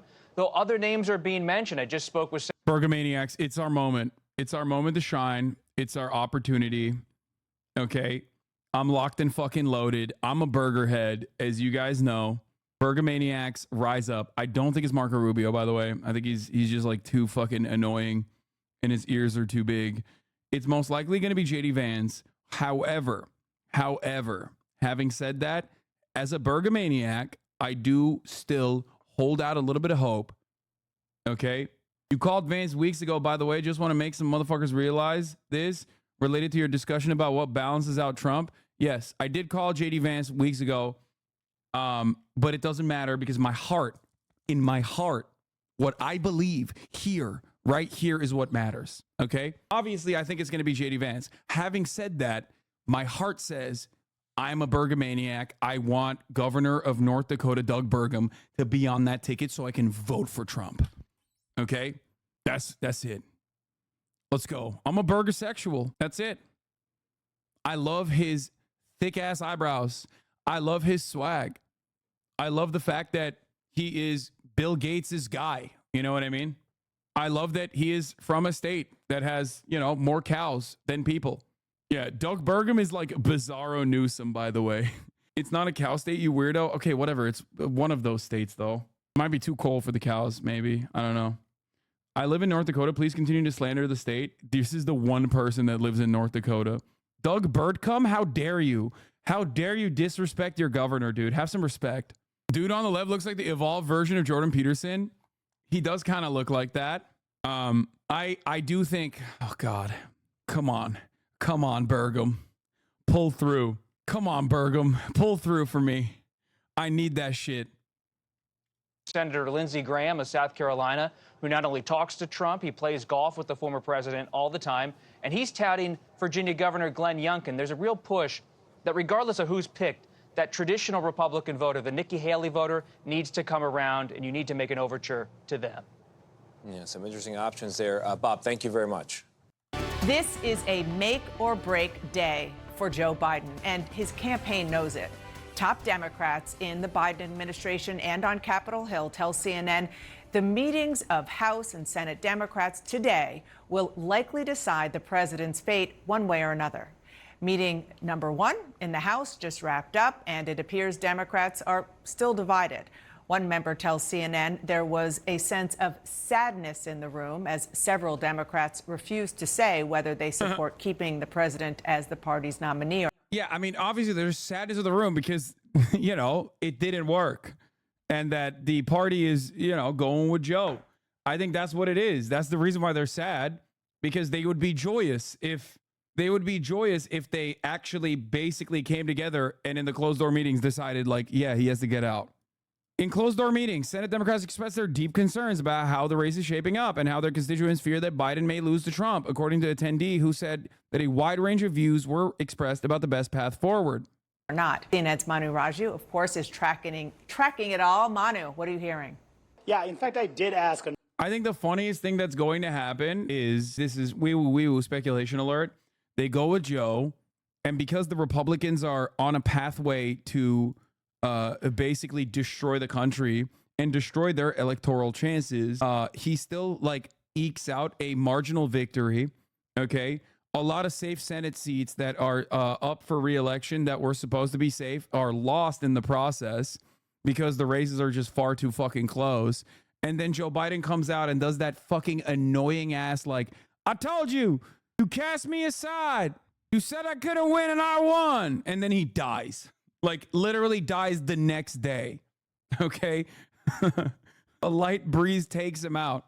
Remember this. Remember this November 6th. Okay. Put a reminder out there. Because like, this is the other side of the equation. And I have been saying this as well. Obviously it gets a little bit lost in the conversation about Brandon's like election chances. Right. But like there is still, even with a Brandon ticket, a chance that the Democrats do win. Okay. That's not even, that's not insane. Like a lot of people I think are saying like, oh, it's 100%. Oh, it's 100%. It's not 100%. The issue, however, is no, it's not 100%. Dude, you guys are, no, the chance is unimaginably slim, which is why it is a problem, because it should not be a contest at all. That's the issue. The issue is, especially with Brandon's weakness only getting worse as time continues, because this is the one thing that time does not fix. When you are at the end of your life, when you're at 1 HP, more time doesn't solve that problem. Okay? So obviously, Democrats are looking at the millions of dollars that Biden is spending right now, okay, that he's got from his donors, and recognizing that all of those fucking ads are not actually improving his numbers in the polls, and every single person is now talking about how fucking old he is. And the New York Times editorial board is like, you have to step aside. That is not going to be fixed, because Biden can't be someone he's not. Unless the Illuminati is real and they wheel out a totally different clone of Biden who is just much younger and much more vibrant, it's only going to get worse. So understandably, at this stage, with his historic disapproval rating, okay, where he is underwater and literally underperforming in comparison to the down ballot races in the states he has to fucking win, the Democrats are like, yeah, no shit, we have to swap him out. Haven't you heard time heals all wounds? Yeah, this is the one wound that time will not heal. Time is actually his enemy at this moment. A number of members who left that meeting, whether or not they still support keeping Joe Biden as their party's nominee, and they completely refused to say, including Congressman Dan Goldman of New York. Like, this is the other side of the equation that people are forgetting. Donald Trump is a genuinely bad presidential candidate with glaring vulnerabilities. Any reasonably serious political opposition would have dispatched him in 2016, and we'd never hear from him again beyond funny tweets or whatever. Instead, here he is, which is why I have said time and time again, 2 locks that I have put forward that have come true and or will come true, and you'll see it. Number 1, this was, until this, these past couple of weeks, the most boring election cycle, but it has the capacity to be the most interesting election cycle, like historically, as I said, and that is kind of coming true right now. Okay. And the other lock was, this is a rerun, not of 2020, but of 2016. You have a very unpopular candidate. It's worse. It's 2016, but worse. Okay. Remember that, where you have a very unpopular candidate. You have a lot of people going, he's really, really, really unpopular. This should not be a close race at all. What the fuck are we doing? Okay. This should not be a close race at all. What the fuck are we doing is like the, overwhelming position here, just like it was with Hillary Clinton. And the Democratic Party is just wholly unable to change course, change trajectory. Anyway, should Biden step aside? All Democrats +8, Democrats 65 and older, -35. But those people will vote for whoever, like I said. Anyway, let's continue. Josh Gottheimer of New Jersey, Lucy McBath of Georgia, and Hillary Scholten of Michigan, among the members who just simply would not say. Others said that they're simply deciding to back Joe Biden because he is the nominee and he's not going anywhere, and that they'll have to get behind him. And then there was some enthusiastic support, particularly among members of the Congressional Black Caucus. At that meeting, people aired their views, aired their concerns. It was a bit of an open mic venting session. The Democratic leaders sat back and they listened to those concerns. There was no consensus at all in the room. When I put the question to Democrats, they made clear that there are still concerns about the top of their ticket.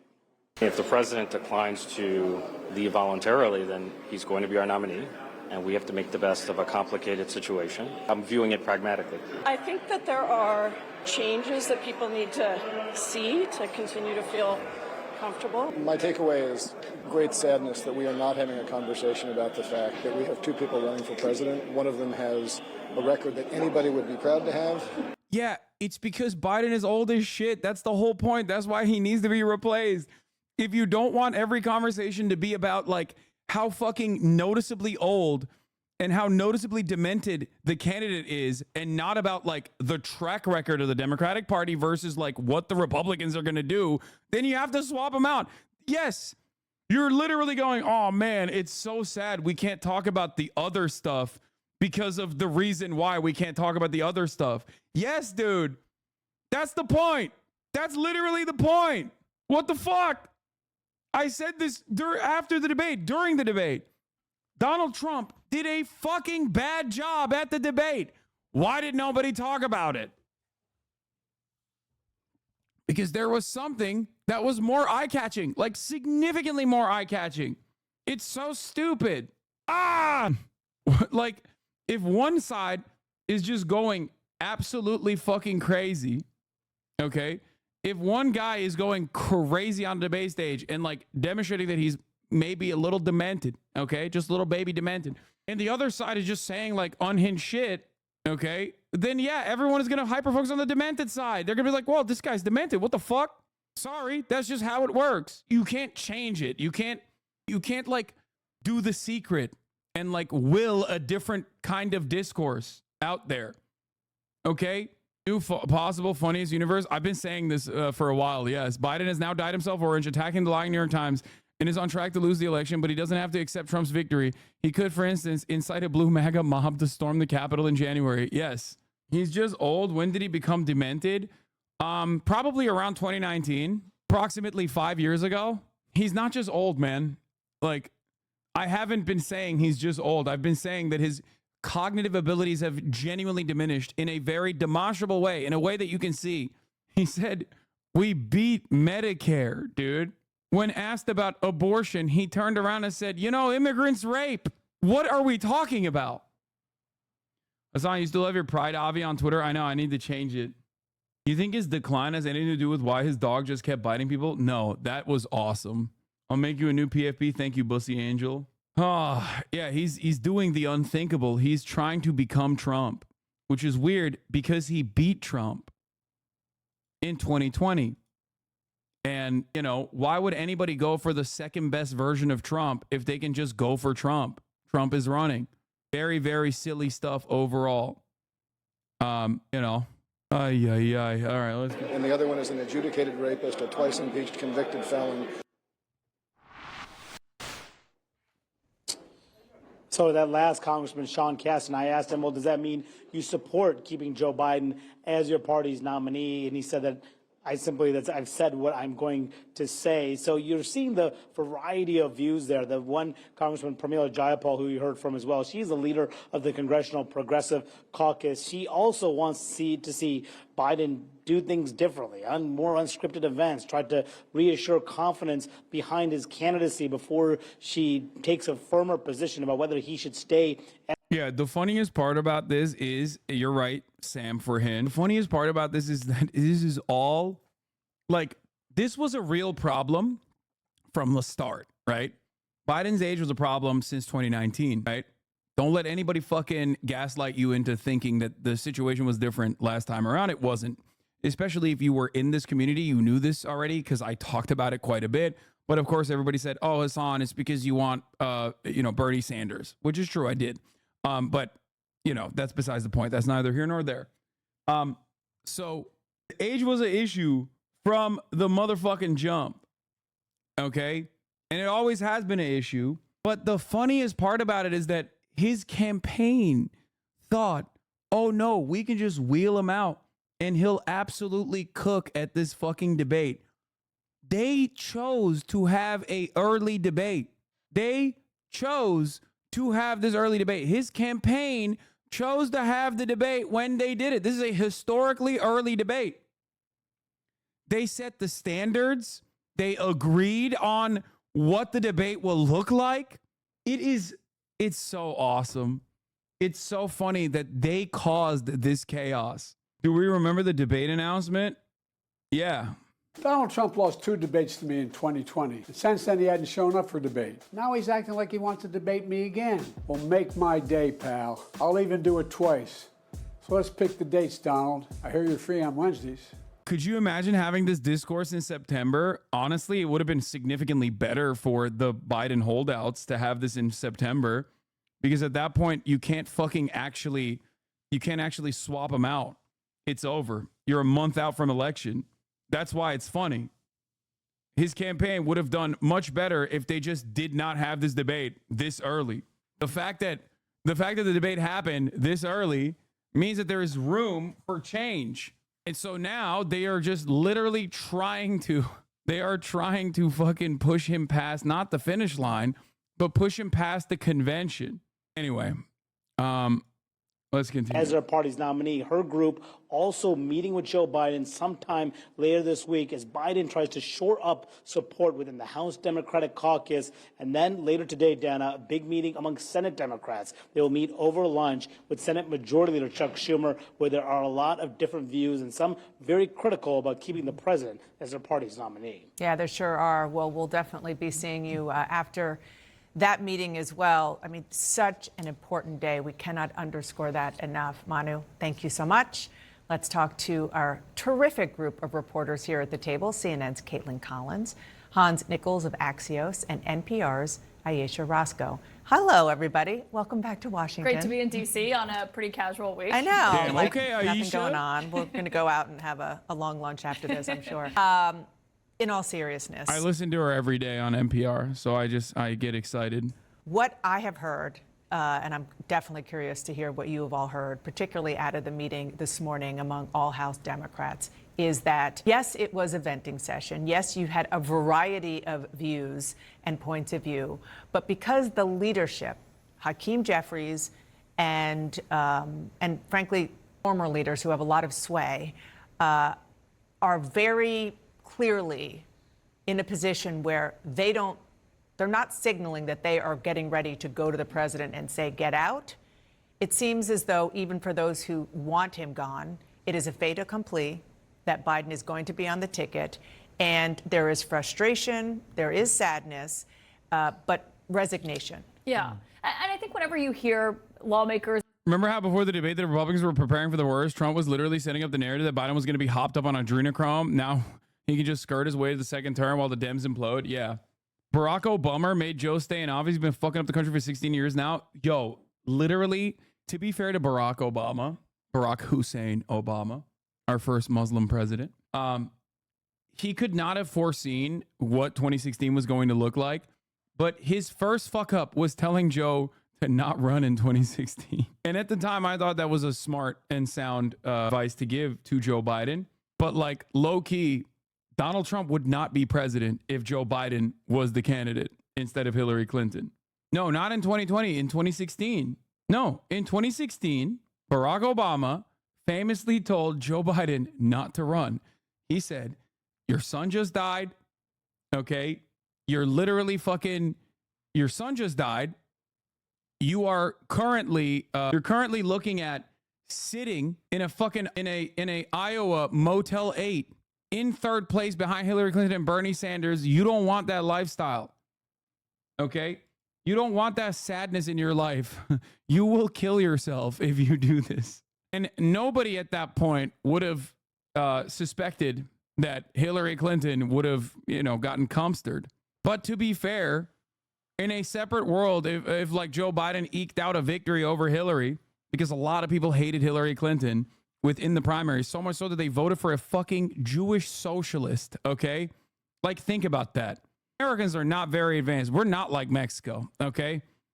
When it comes down to it, there is, like those are two things that Americans are going to look at and be like, not for me.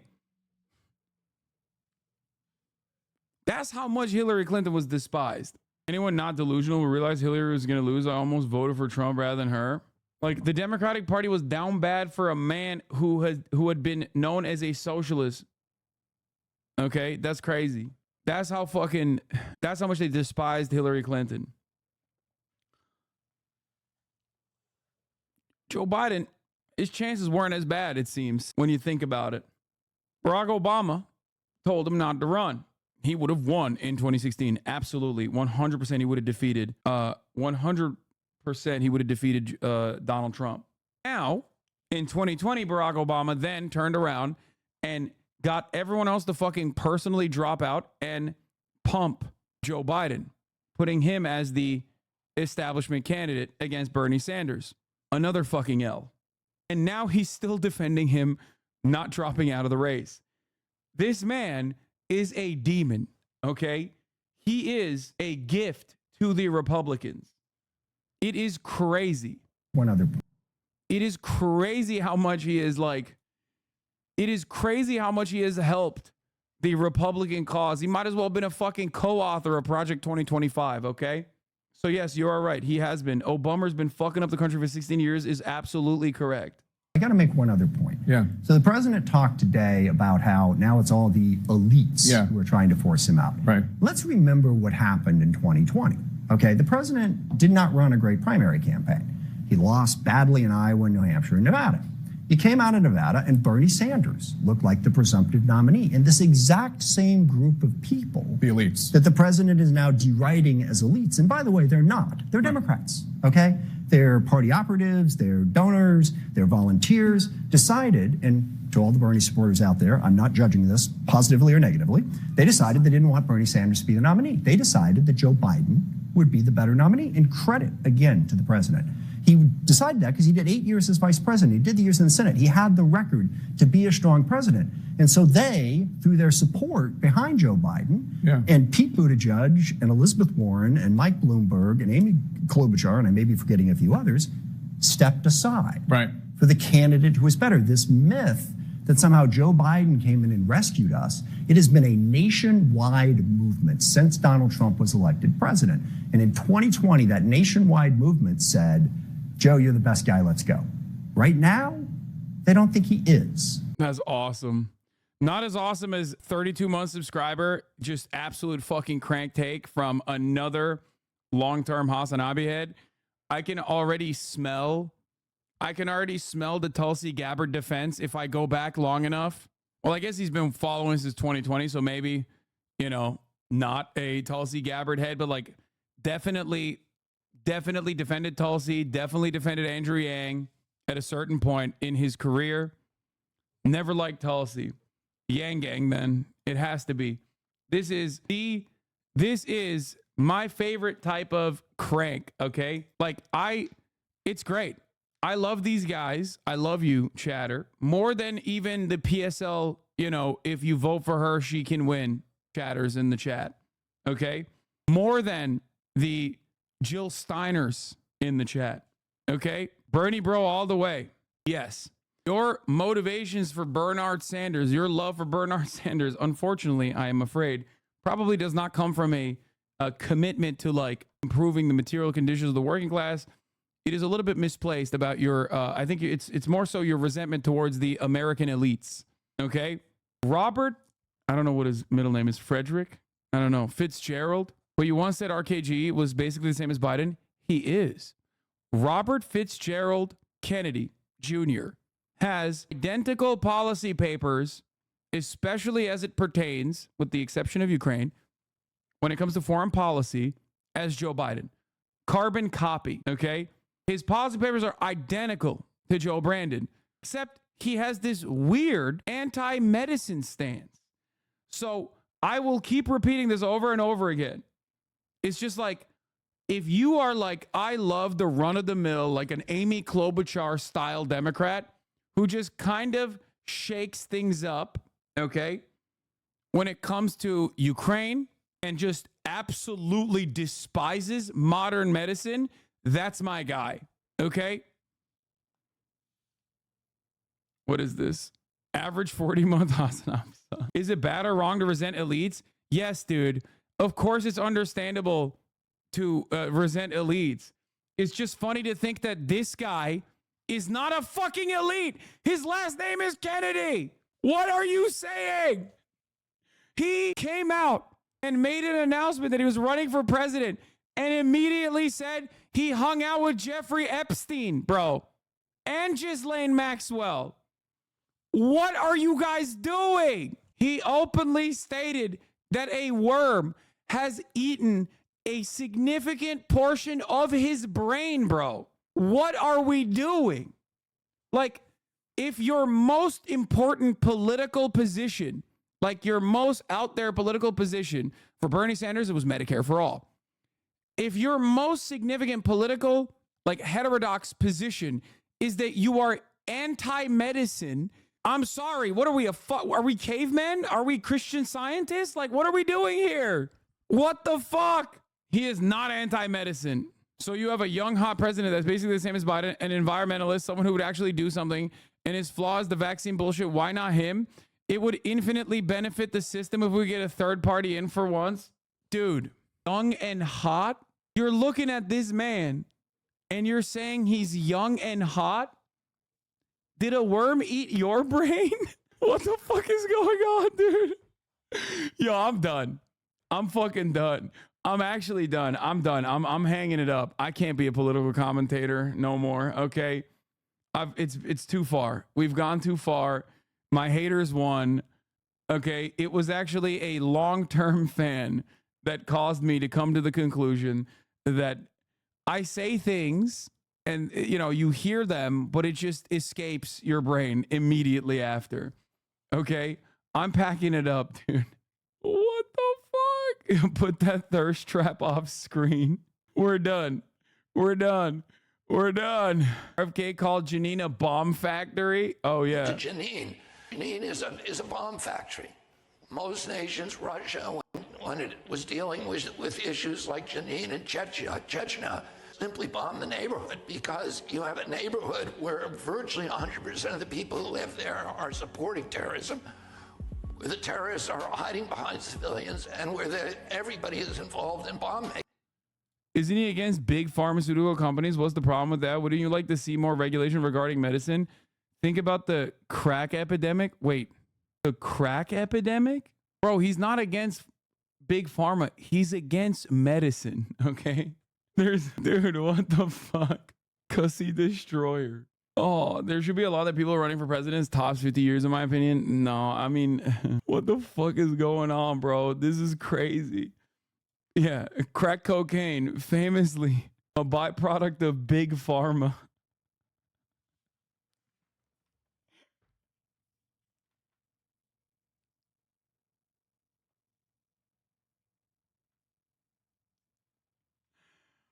Oh, Jesus Christ, please. Oh, my God.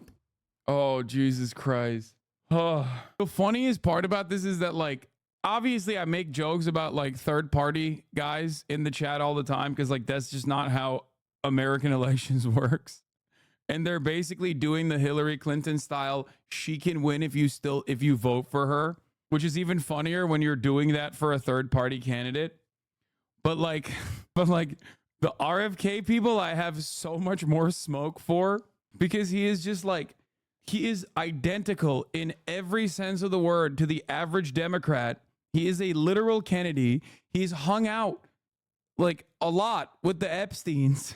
He might have driven his first wife to commit suicide, and he's anti-medication. And he literally said COVID was a Chinese Ashkenazi Jewish conspiracy.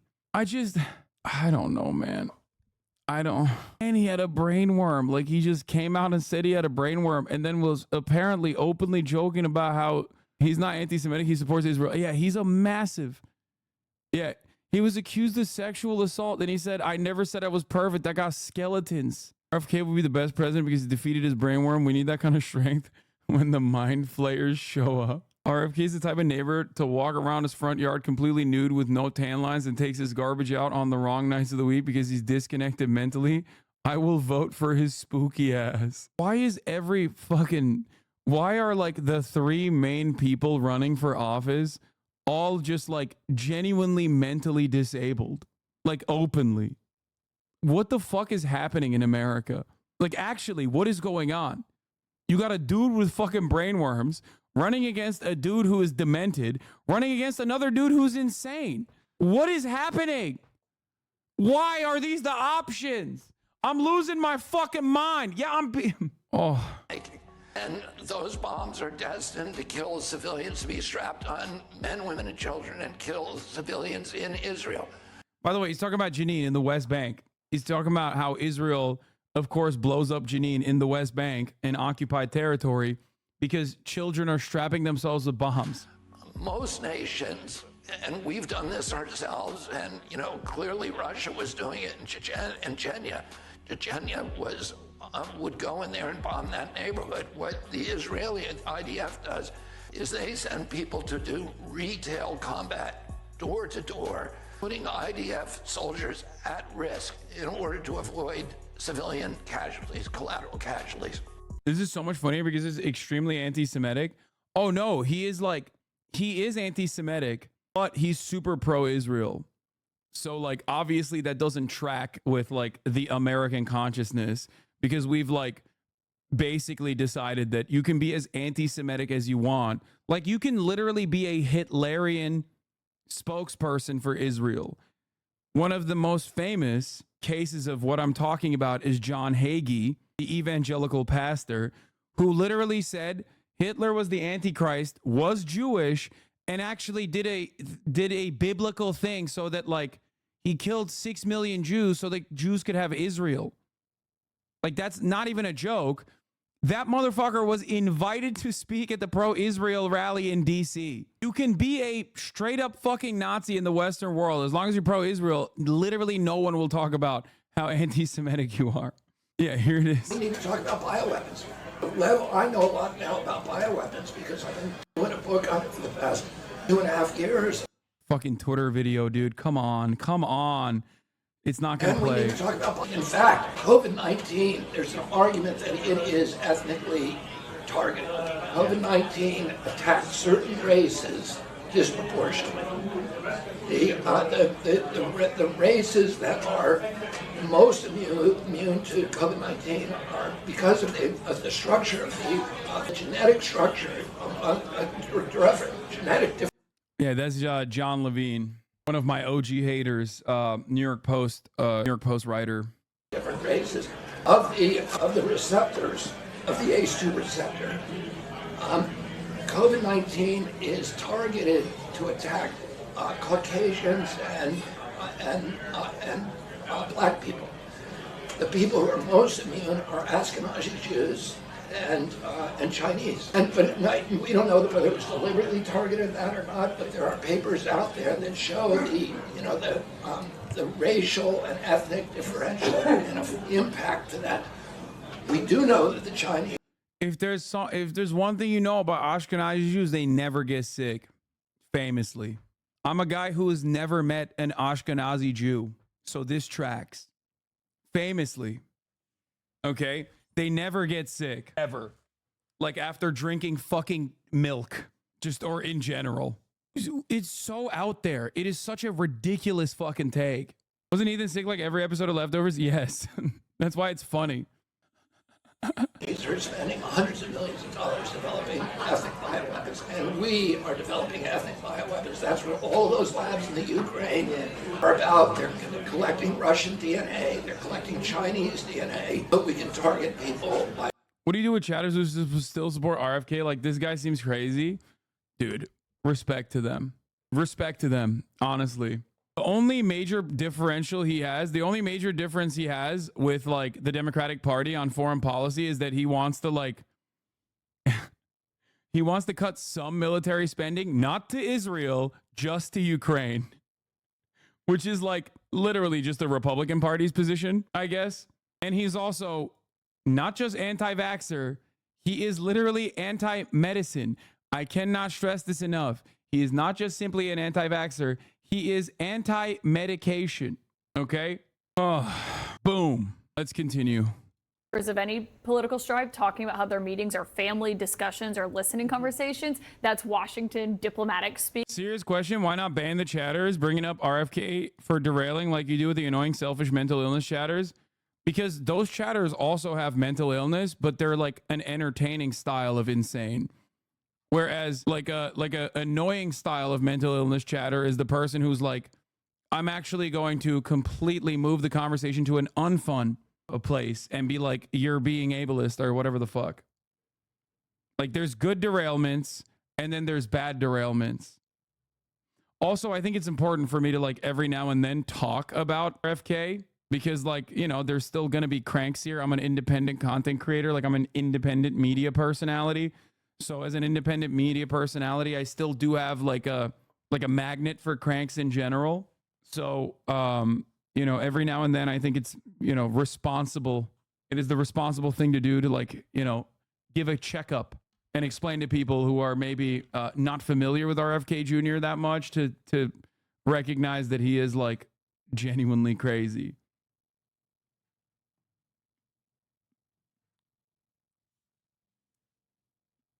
Mental health stigma is widespread. To think you are immune is foolish. Like this person is like begging for a ban, right? Because, you know, I'm fucking mentally ill too. It's just that I try to make it fun. I prefer you not bringing him up. His voice is suey fuel. I know, but, you know, sometimes they got to hear it.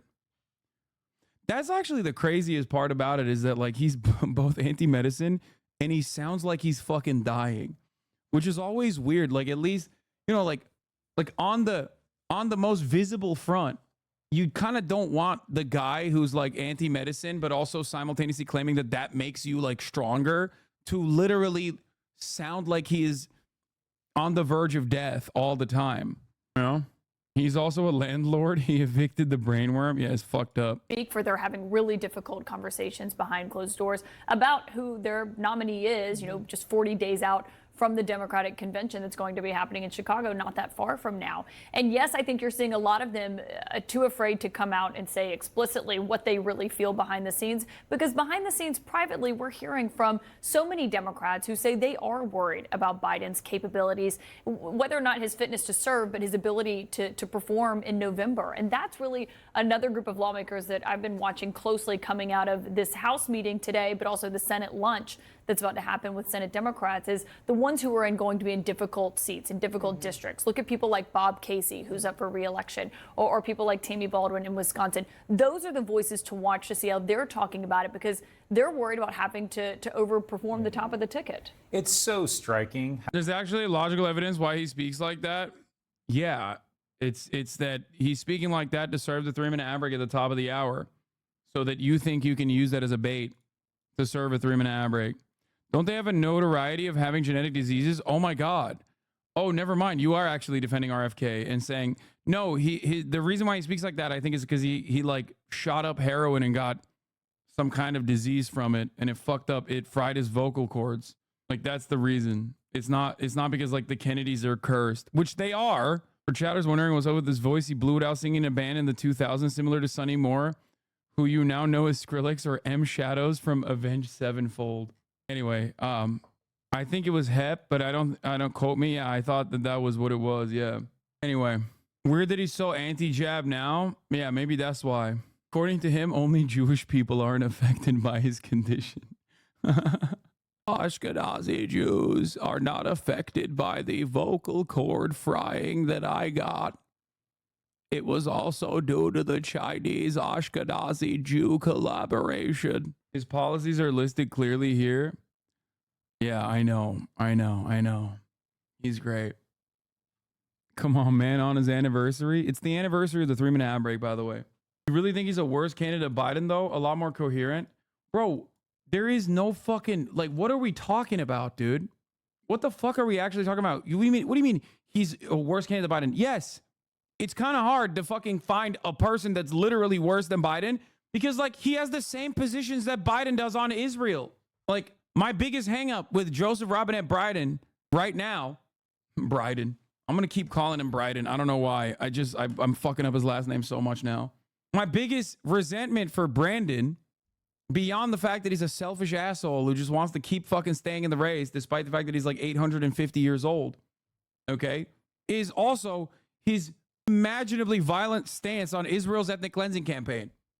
Why the fuck would I swap him out for another guy who also has the same position on Israel with no proven fucking track record whatsoever on what he might do and only promises? And also on top of that, he's anti-medication. Goddamn right, because I'm right. Wait, what? Being violently ableist is getting to you, bro? Guys, we are not having this fucking conversation when it comes to someone who's running for president, okay? I trolled him saying you agree with him. Sorry. Oh, no, he literally thinks I am agreeing with him. Of course, the RFK supporter, who is a 25-month subscriber of mine, thinks that I'm in agreement with him because a fucking dumbass chatter told him that that was the case. How lawmakers, they're saying one thing privately and another thing publicly. And I don't know if that sort of divergence continues and they're able to speak with forked tongues throughout this next week. But at least publicly, they're not coming out. And I think that's where you're getting at the resignation. One note of caution on all this is that we don't know how long this is going to play out. There's no shot clock. We don't know if it's 24 hours, 48 hours. We don't know if it's a week. We do know that there are 4 big events this week: the House meeting, the Senate meeting, the whole NATO conference, and then the press conference.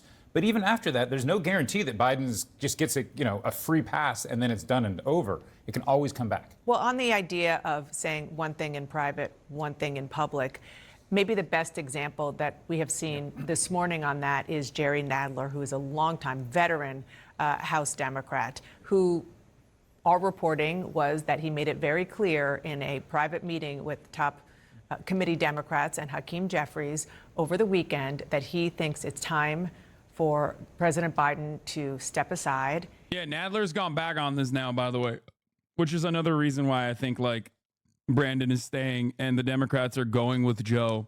Oh shit. What the fuck? I just blasted my zinnies, dude. No. Here's what he said in public this morning.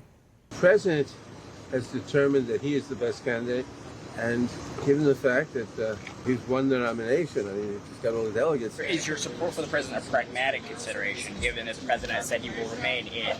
Well, yeah. I know. Well, I think at this point, what they're saying publicly may be the most important. It's like, yeah. Isn't that the guy who shit himself? Why are we listening to this doofus?